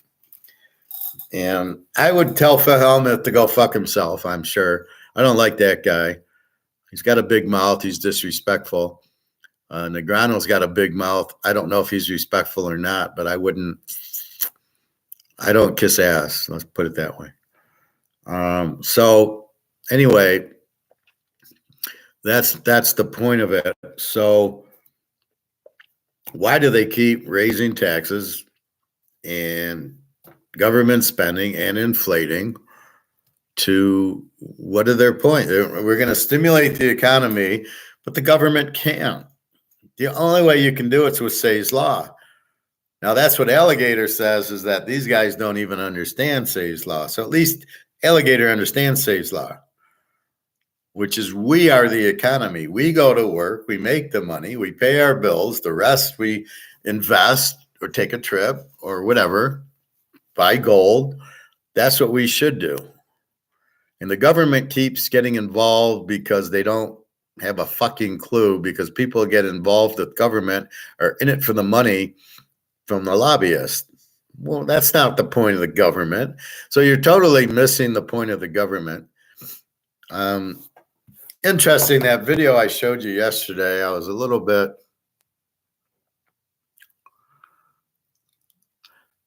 surprised by it.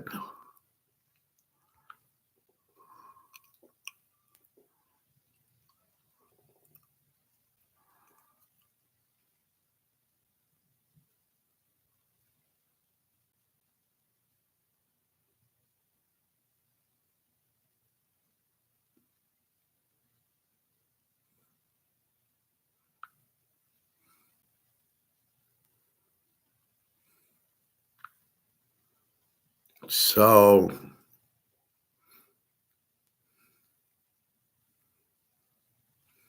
I appreciate the World Economic Forum. When I went into this,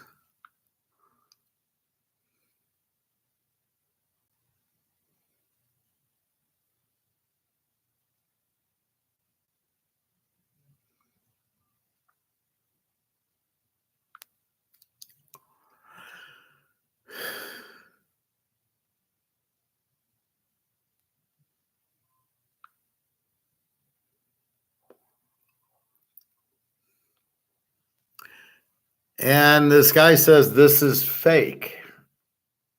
He's part of the show. And I'm like, didn't sound fake to me. It says World Economic Forum behind him. Then they say, well, he's a comedian from Iran.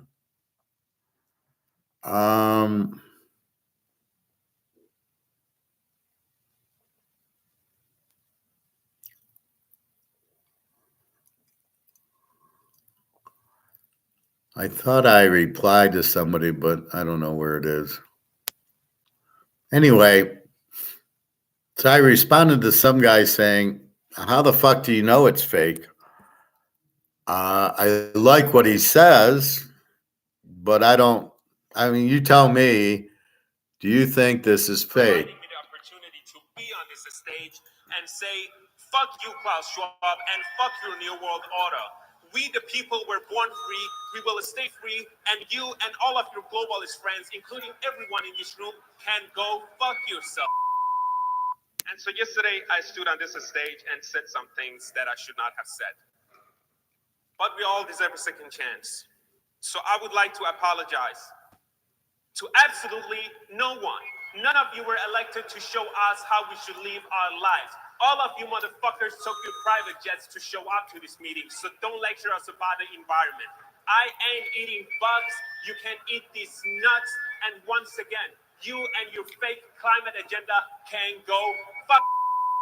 You mentioned that the biggest threat to a cohesive and sustainable world was security. Mr. Schwab, I'm sorry, but the biggest threat to the world is the fake stream news media. And the second biggest threat to the world is this very organization, the World Economic Forum, which is the Communist Party that was not elected by the people. And that's why I keep telling y'all should go fuck yourself.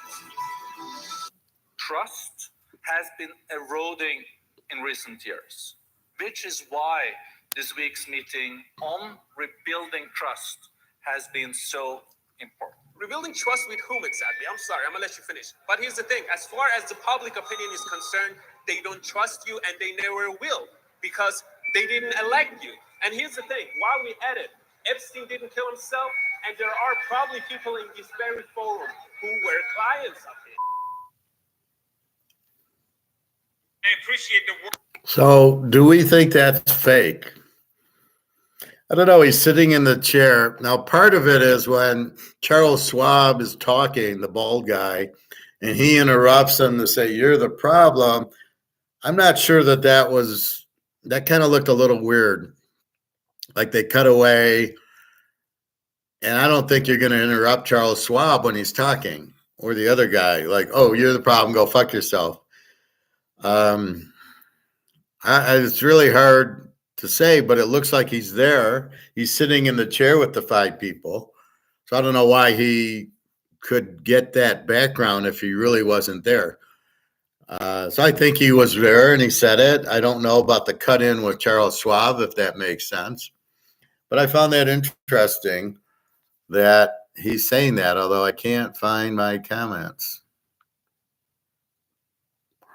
Where the hell is my comments?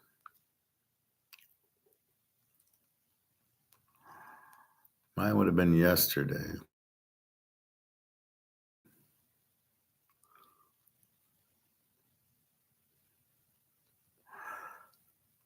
It's good that at least people are talking about it.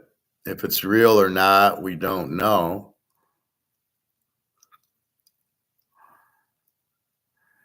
I mean, people are saying awesome.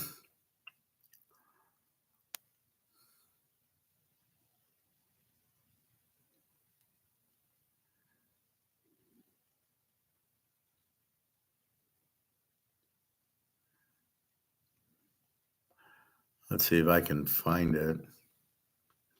Yeah, 3 days ago. I don't know. Where did it go? I mean, I replied to somebody.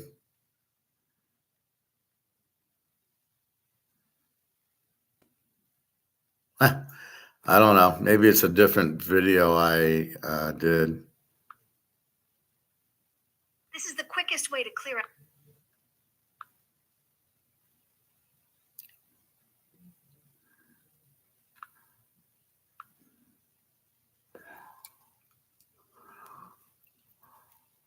And I watched these. Now, again, I assume these are real.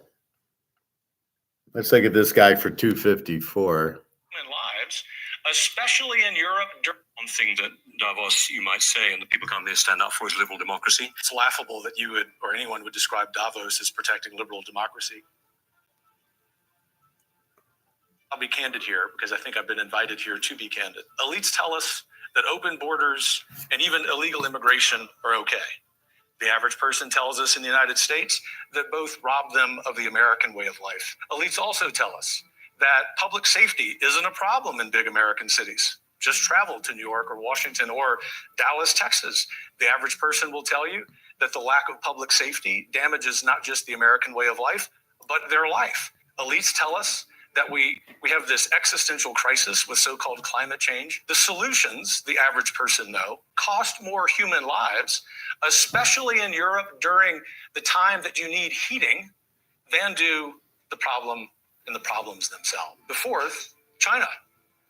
The number one adversary, not just to the United States, but to free people on planet Earth.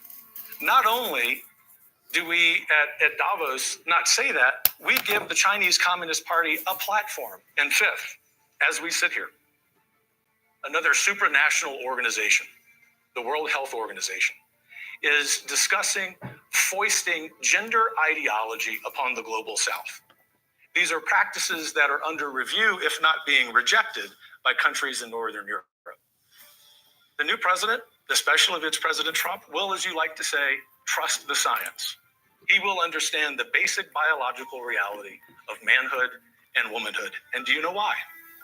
Not because of retribution, not because he's a dictator, but because he has the power of the American people behind him. Let me just correct the slight assertion you made there. We want Ukraine to win. We want to see Ukraine win with a lot more help from European allies.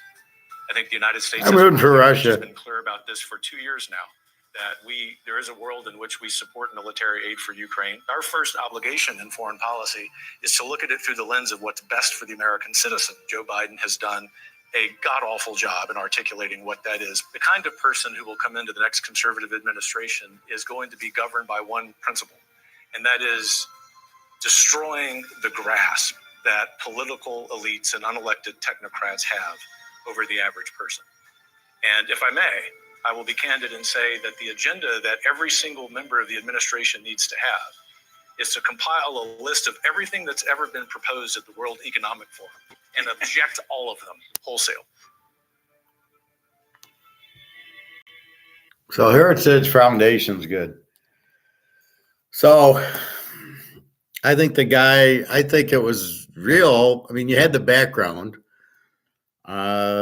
It's really hard to say, but where are you getting the video then? You're not getting Charles Schwab there and the audience and these panels where there's 5 guys sitting.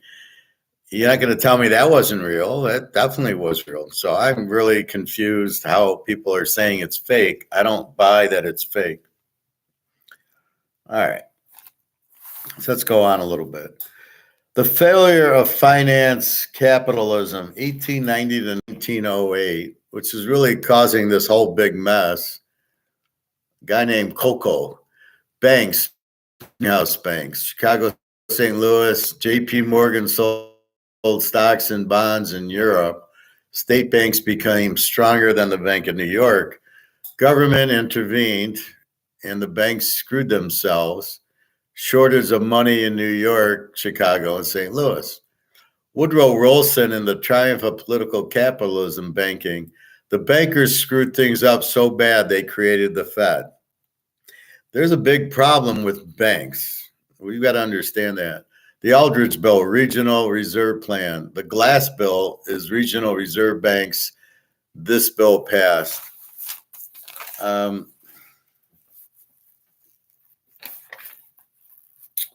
This is a problem with like banks. What are they? They steal. They're just a Ponzi scheme. They take our money, give us a little interest, take their money, and they're very corrupt. This whole thing. Look at Madoff. Nobody said boo. The SEC knew about it. J.P. Morgan knew about it. J.P. Morgan corrupts gold because they've got the money. So you're allowing them to get a lot of money. We don't need. Do we really need banks? I don't know. I don't know if that's the best way or not, but we don't need them corrupt. We don't need anything corrupt. And I think that's the big problem. All right.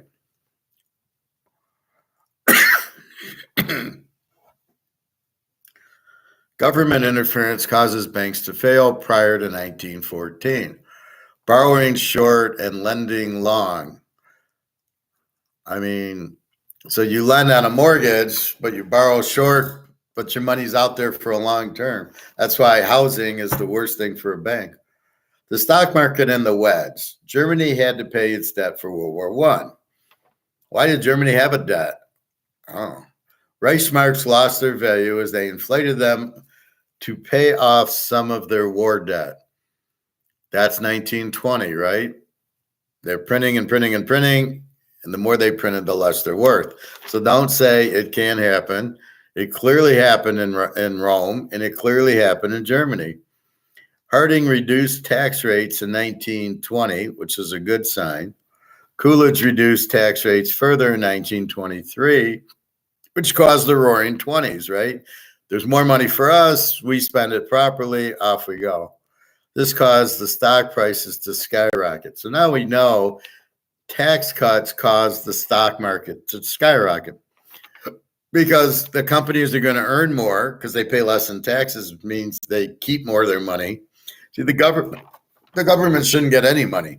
They don't need any money. They don't need to do schools or roads or any of the bullshit they don't need. Right? So therefore, why are they taxing us in the first place? And then they just steal the money and then they live in their mansions. I mean, what the fuck? That's not the point of the government. So you have these tax cuts, which means the companies keep their money. And all of a sudden, look what happens. The stock prices skyrocket because the companies earnings are going up because the people get to keep their money and go to Target and go to Costco and spend it, as opposed to the government having the money buying $1 million hammers. 1924 was at 90. 1929 went to 469. This is the Dow Jones New York Times Index. So you go from 90. So the stock market was at 90. Now it's at what? 35,000 or whatever. Stock market was at 90. And it got up to 469 in 1929. 1928, it was at 191. 1928, the Dow, this is just the Dow, went from 191 to 381. This caused the boom. So people are looking for easy money, buy stocks. That's why they say when the shoe shine boy starts giving you stock tips, get out of the market. So that's what happened here. This caused the boom. The stock market crashed due to the Smoot-Hawley Tariff Act of 1930. The tax is a wedge because it takes money out of the economy. That's why you don't understand when they raise taxes, you're taking money out of the economy and going to the government. Well, the government is not the economy. The government cannot make the economy better, can only make it worse because they don't spend the money like we do. I go and I want to get pita bread. I mean, the guy makes pita bread. He makes more money. What's the government do with the money? They go to war with it. The wedge is a tax caused the depression of the 1930s. This is my notes. What does it say? Idiots in Washington. So this caused the depression of the 1930s. Idiots in Washington. It never changes. There's idiots in the 1930s. There's idiots now. Labor's fight for power, Skolowski. Whole tariff, promote world trade. Complementary trade, U.S. and Japan, no competition. We sell them cotton, they sell us silk. The Roosevelt myth by Flynn. So these are little passages in these books that we read. World War II, social services beyond the state capacity, using militarism as a means on employment. Join the army, you'll get a job. Hitler did that very nicely. Fear, two instruments of propaganda, radio and movies. Hitler wanted the oil and natural resources from Russia. Ho wanted the U.S. in World War II. Neutrality Act, stay neutral. As we go marching, oil, devil budget, Flynn. Government spending got them out of their hyperinflation ways. Germany military was used to expose unemployment. So we got a job for you. You're going to go and we're going to put you in the military.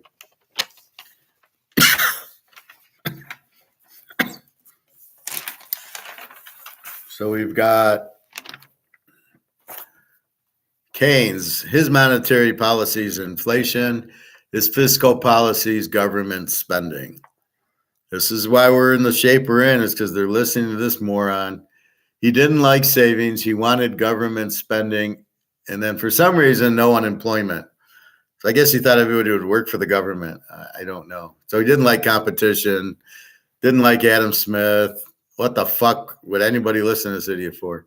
1936, the New Deal. 1938, he increases taxes, increases inheritance tax, and an increase in profit tax, whatever that is, maybe, I guess, business tax. World War II, 1938 to 1945, Japan's in Manchuria. Stimson, the Secretary of State, is a warmonger, of course, for the U.S. Japan went to war due to the oil embargo, as we learn in The Godfather 1. Hitler is a socialist, took Austria, Czechoslovakia, splits Poland with Russia. After World War II, the world economies and the leaders are old men. Japan, farmers, too much power, no army. Leader Shiroguro, prime minister. Austrian was the second best. They went Austrian, second best economy. Italy, De Gasperi, the leader, goes Austrian. West Germany, Adenauer, the leader. Earhart, the econ leader, goes Austrian. France, de Gaulle, the leader, goes Austrian. So all of a sudden, after World War II, and everybody's crushed, nobody has any money, what happens? Japan, Italy, West Germany. Now remember, there's East Germany and West Germany. And France goes Austrian. And they all have huge economies. Because it works, because you get the government out, you let us do free market. Britain, though, goes socialist and never recovers. NATO, Nukem, EEC, France, Germany, and Italy, single currency, free trade, causes Europe to boom. Well, it's funny how you cut taxes, you go to gold, you go to Austrian economics, and everything is good. I don't want to get into that too much. So, again, the key is very simple. Lower taxes, because then it comes to us and we spend better than the government. Then you have lower government spending because they're spending poorly, and it doesn't help the economy. It doesn't help anything. You go to the gold standard because the medium of exchange is this. So if this is the medium of exchange, you can't inflate it to zero. Then what are you supposed to use? And that's the problem now. You fucked with the medium of exchange. It's worthless. How is the economy supposed to work when there's no medium? So Say's Law says you go and you work and you're the supply and you get paid, and then you demand goods from the producers, such as Canadian Club or a phone or a computer or glasses. You demand that. That's how the economy works. The more people demand things, the more money the producer makes. The producer should make 15, 20%. If he starts losing, then he needs to go out of business, which is what's happening now. They're raising the inflation, but then people can't afford to go buy some stuff. I know it. I go to Coney Island, hamburger hot dog place. They're charging a lot for the salad because they know they can't charge more for the hamburger and the hot dog, but their expenses are going up. Their rent's going up. Their heat's going up. So they have a big problem with all that. So how do they make their money? Well, as I say all the time with the ribs, they can't start charging $20 for a hamburger. So again, supply is here, and I gotta do this. So supply is here, then demand. The market's here at $7 for a hamburger, but you need to charge 10. But if you charge 10, nobody's going to buy it. So all you can do is find what else you can charge, or you go out of business. So you make salads $15 because you know everybody wants to be healthy and eat a salad. So that's the one place that the cost of the salad is pennies. I know I go to the grocery store, I get my lettuce, it's very cheap. I get my cauliflower and broccoli and celery and red peppers and mushrooms for nothing. I mean, it's a very cheap, because you can eat it a lot. You can eat, if you buy, like I buy red leaf lettuce, but I get the bunch, right? And then I get red peppers. Well, I eat those for more than one meal. And the celery, you get a whole stalk, and the broccoli and the cauliflower. So you can make 10 salads with that. But when you go to this Coney Island, they want $10, $12 for a salad. And then if they put chicken in it, it's another $3 or $4. Well, let's see. I just got chicken breasts that I'm going to cook up. I can eat 10 salads for the $6, $7 I paid for it. And I can cut my little chicken, and I can nuke them and well, I'm going to cook it first, but I mean, after I can put some hot chicken in with the salad, and I'm done, and I get my salad dressing. So what's the problem here? And that's really the key to it is they're trying to get the money on salads because they can't raise the hamburgers and the hot dogs or the chilies. What they have done is, where before I think it came with the fries, is now the fries. So it's $6 for the burger and $2.50 for the fries. I usually don't get that. I usually get chili because I don't want to eat crap. But that's what happens. So, it's $10 for a meal there, hamburger and chili. And, I don't get the fries, but the fries don't come with anyway. Some restaurants, they give you the fries with, some don't. But they're realizing that the costs are so high due to the inflation. The utilities raise the rent and the heat and the light, and they can't substitute away from it. So in other words, I don't need to get the salad there. I can get the burger, and I can get chili instead of fries. But they can't. How do they substitute out of rent and utilities? They can't.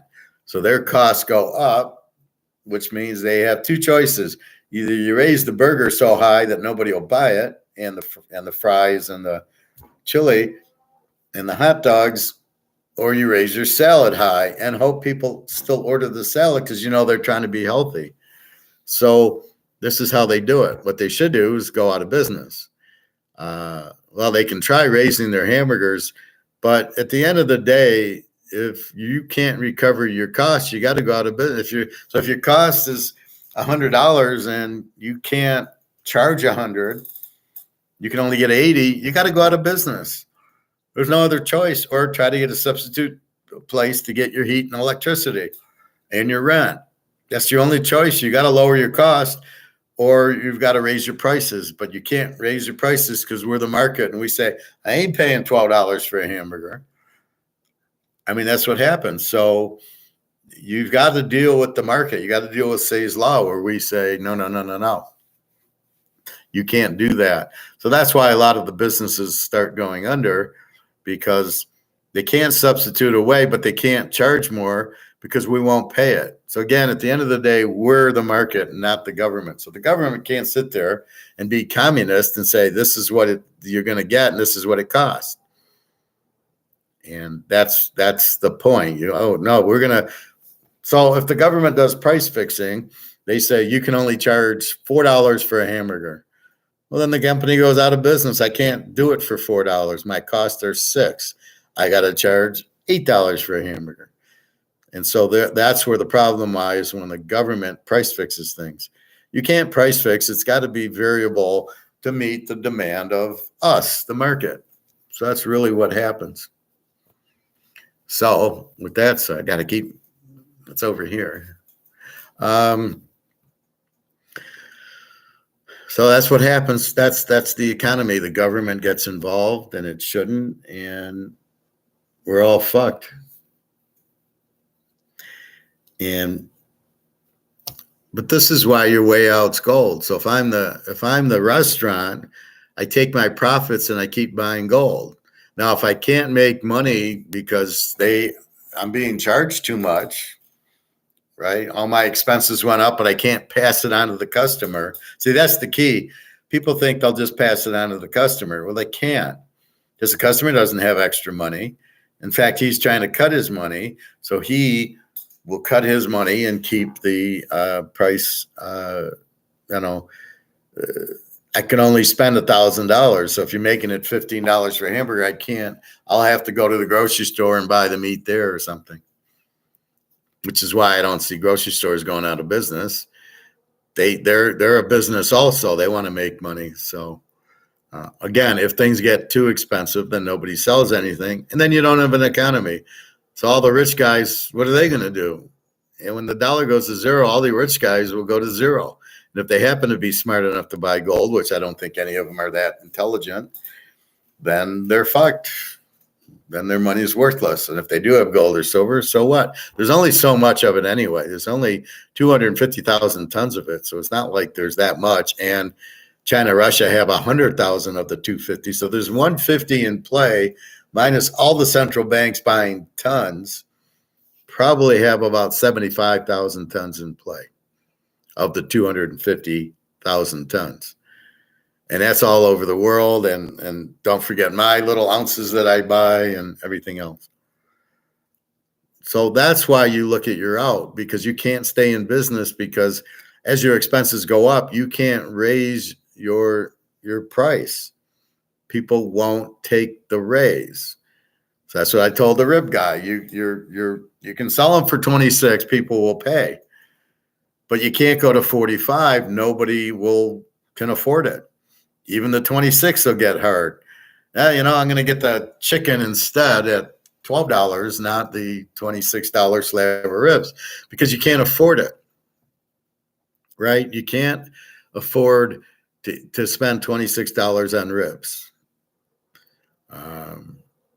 You need to feed your family. You need other things. I need to feed my girls. I need to take care of everything, my credit cards, and then my living expenses. So I don't get enough from Social Security, so I go and into my safe, whatever. But the point is, you only have so much money, so you start cutting. You go, well, I'm not going to spend $20, even on Chinese. That's why I got upset with the $1 on the hot mustard. I'm like, I can't afford to just give you $1 for hot mustard if I don't know you're charging me. And so yesterday it was like 18, and I didn't give her a tip, and I didn't get the hot mustard. And I'm not sure that price was right. I gotta figure it. So it's like, it might be 15 for the General Chow and $2 for I think that's what it is. It went from 11 to 13 to 15. I think 15 for the General Chow and another $2 for the egg roll. 17 and tax is 18. And that's all I gave her was 18. I did not give her a tip. So she lost the tip by not being honest with me. But then it becomes $15 for General Chow. I can go buy chicken breasts for $8 or $9 to get 4 or 5 pounds of chicken breast at $1.99. Just buy it on sale. Even if it's not, it's like $2.50 a pound. But when you're cooking it, you're cooking for 4 or 5 meals. So what do I need to do there? So that's the whole point of it.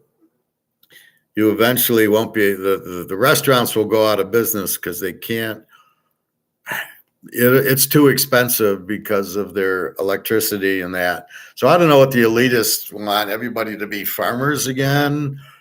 So they have the power. Like, what does Bill Gates want? That everybody comes to him for food? I'll have the monopoly on food. But under these conditions, you've collapsed. The money is worthless. So now the people with gold, but that's where the gold comes in. Everybody will get out of dollars, will jump into gold, and people will still work. You're just changing the medium of exchange from dollars to gold. That's all you're really doing. That's why I don't understand. Everybody's like, "Oh, it's going to be terrible." Da, da, da, da. It's not going to be terrible. Nothing's. The only thing that's going to change is we'll have a new dollar instead of a fiat worthless paper. We'll have a gold-backed currency. That's the only thing. We'll still use Say's law. It'll still be the medium of exchange. We'll still go to work, and we'll get dollars that'll be gold back, and then we pay our bills, and then we do that. The difference is you won't have inflation. You won't have high interest rates. Everybody will be able to afford everything. Why do you want to ruin the system is the real question. The Bill Gates, Warren Buffets, that doesn't make sense. We'll rule it and we'll teach you what's the best. And you're like, what the fuck are you talking about? Anyway, that's what's going on. So you keep this in mind. Whenever the money gets off of gold and there's no more gold standard and the money is fiat, you run and buy as much gold as you can and silver from that point on. So from 1971, now it's a big difference, $35 then and $35 now. It shows you $35 then is really the same as $2,000 is now. That's what it shows you. So it takes $2,000 to buy what $35 bought you. And so that's why you buy as much gold as possible and silver when they're not using it, because they will be corrupt and they will do it. Now, it would have been tough. You buy a 35 and then here you go. And now it's worth 2,000. So it still hasn't really gone where it should be. So you're at 35 and it goes to, I think it went up to 500 or 800 pretty quickly by the mid 70s. I think it had gone way up. So you'd have made a lot of money then.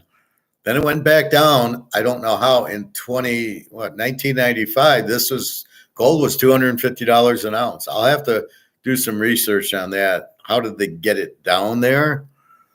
Was it all COMEX? Probably. But that's really where it doesn't make sense, is they were able to get it to 250. And how long did it last? I might have just got lucky when I graduated. Happened to go to the jewelry store looking for a class ring, finding this and going, oh, okay. And gold was $250 an ounce. And then how long was it? $250? Probably not too long. I know in the 2000s it jumped up from, if I bought it at $250, it was $1,100 by 2010. So it went way up. But that's okay. And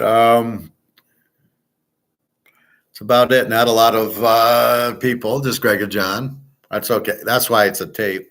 Again, I'm still backwards, so I'm really confused. I reset all the settings back to factory, so I don't know why this is not on this side. And I really don't know how to. I asked the question, and I can't figure it out. Anyway.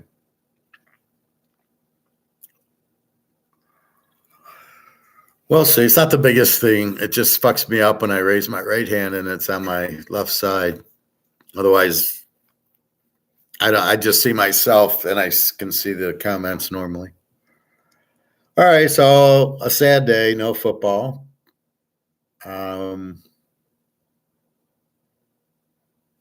We'll fine tune my economics. I find these notes very, very helpful now. Everything in them, like even the New Deal. Why did the market crash? Why was the depression? It's all right here. I love FDR starts the New Deal. See, here's where everybody's talking. It was a bank holiday, open only to solvent banks. So you couldn't get to the bank. Next thing you know, the bank, all the interest rates changed. You couldn't have gold anymore off of a bank holiday. That's why you always be careful on the bank holidays. Here it is, 1932, FDR. March 4th, 1993, FDR takes office. He takes us off the gold standard. He raises taxes, and he did a bank holiday.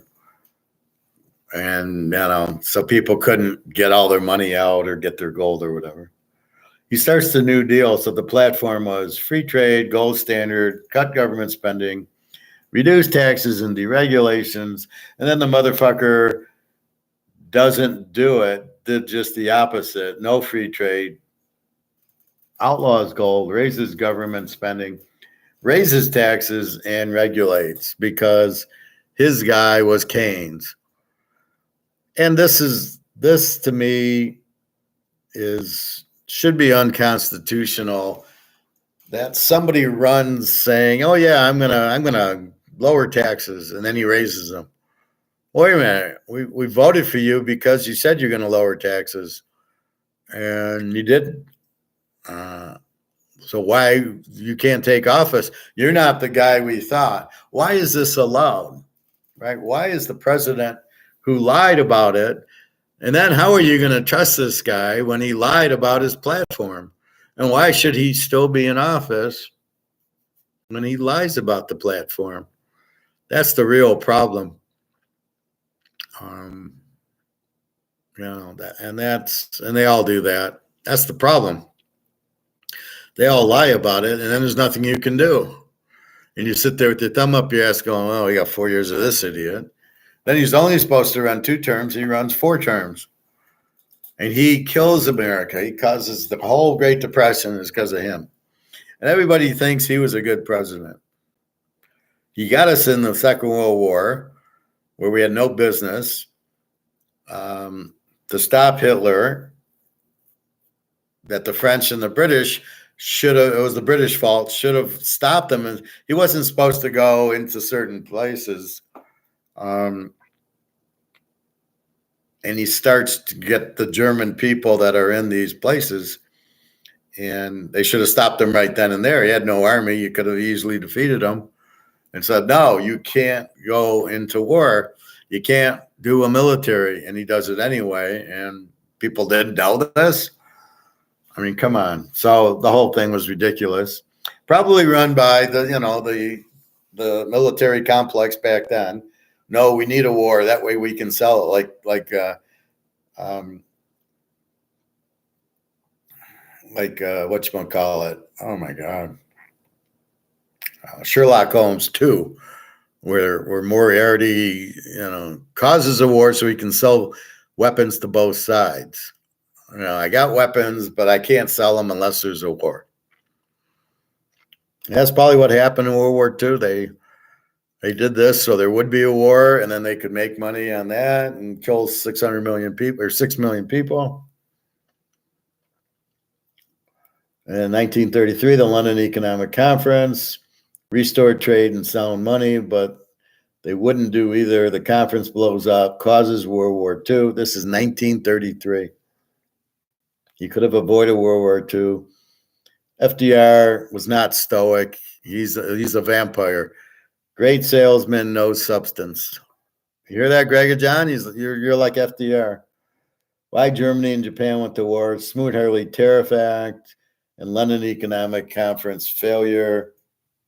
So really, government causes this tremendous war, kills millions of people, and they walk away scot-free. Hitler escapes to Argentina. He dies in 1962. I hate when they still think he died in the bunker. We'll prove he died in the bunker. Let's see a picture of him in the bunker. Well, we can't. We got a guy rolled up in a blanket and his face is burnt. We can't identify him. Oh, wait, we can identify a tooth. Is it his tooth? Did you pull it out of his mouth? No, it burned. There's just a tooth there. So this is your thing. You can't see him, but there's a tooth thing that maybe the records were changed. So maybe this guy, John Doe, you did pull the tooth from his mouth, but in the records, it says he's Adolf Hitler, not John Doe. And so, of course, it matches, but it's not Adolf Hitler. You can't prove bullshit. And I hate when these journalists say, oh, no, it's definitely Hitler. Hitler died in Argentina. There was many people that saw him there. So don't fuck with me on that one. That's ridiculous. 1961 or 62 in Argentina. And it was very German and very Nazi friendly. So they escaped there. All of them escaped there. But even so, why was there a war? Why did this war go on and all these people die? For what?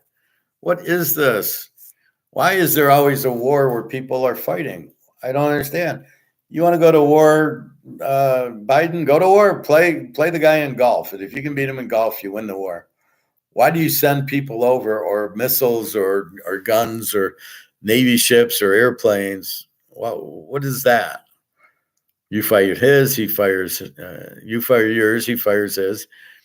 And then eventually what happens? How does it win? Why is it even going on? Why are there people dying? You're going to kill people? For what? What is the point of all this bullshit?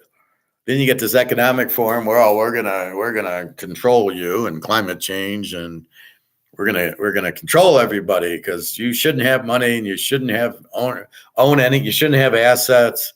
Why shouldn't we have assets? Assets are part of the economy. I mean, you're gonna take my Mahomes card away from me? Go ahead, try. You're gonna take my gold away from me? Go ahead and try. No, we're not gonna even tell you about gold. Even better, we're gonna take your money. We're gonna put your money to zero. That's what we're gonna do, and then you'll take our new money and we'll control you. I mean, that's how stupid it is. We won't even tell you about gold as the way out. We're gonna fuck you over because you don't know about it. And unless you discover the professor, you're gonna be really fucked, because you're not going to know to buy gold. You're going to think gold doesn't do anything. You're safe in the dollar. Look at the stocks going up. Oh, no, I'm finding Microsoft and Amazon and Alphabet. And if you think then you're going to get assaulted. You're going to get attacked on Wall Street, and you're going to look at it, and your balance is going to be zero, and you're going to be killing everybody because you're stupid and didn't know. No, I can't. I need to buy gold to protect myself because the dollar's worthless. You've got to look at the Roman Empire. What the fuck happened there? Their dollar, they took all the gold and silver out of it. So if it happened in Rome, why can it not happen here? We're America. They were Rome. I mean, if anything, they were stronger than we are. They had the whole fucking world. So this is the problem: is people have their head in the sand, don't understand, and they don't understand gold is no risk. You can still buy dollars back. If you need dollars, if I have an ounce of gold and it's worth $2,000 and I need money, I can just as easily go back to my coin guy and get the 2,000. Not a problem.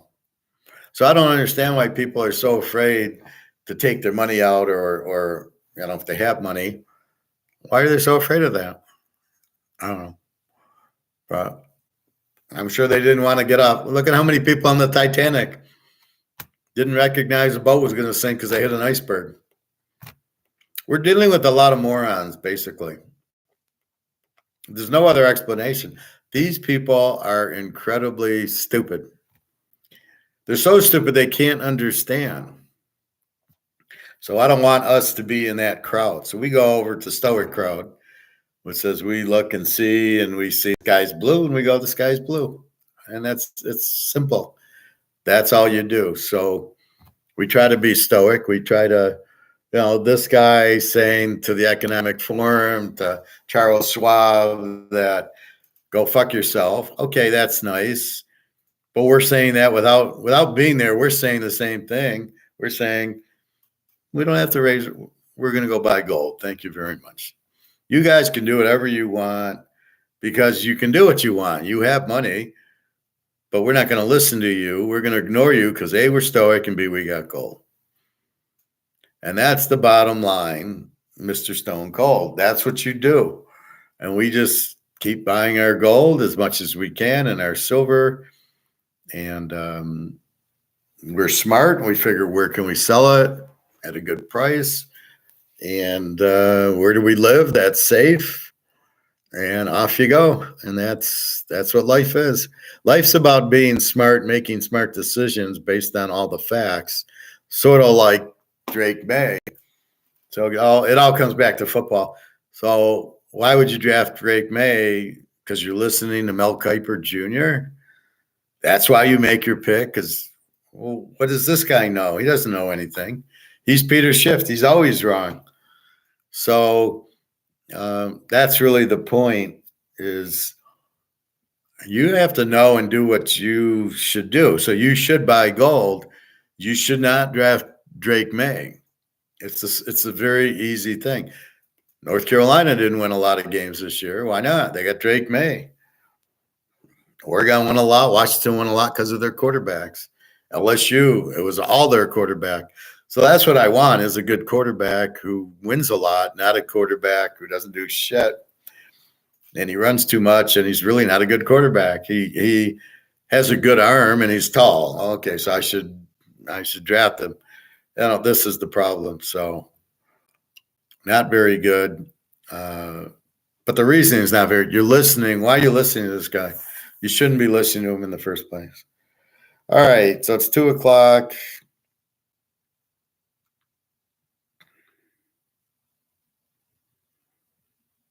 And again, it's Bo Nix, Daniels, Penix, Hartman, and Joey Aguilar, if he comes out from Appalachian State, is better than this guy, and Hartman is better than, and then Caleb. Caleb is not, he got sacked a lot. I don't buy Caleb. I don't know that he'll be any better than Steve Young is on Carolina or Kyler Murray. I think he'll be another Kyler Murray. Kyler Murray's a fast guy. See, they want to blame his height. His height's got nothing to do with the fact he's fast and he's been taught to run, so he does. That's all. He beat Philadelphia. He was tall enough to beat Philadelphia at the end there. I don't know what the fuck you're talking about.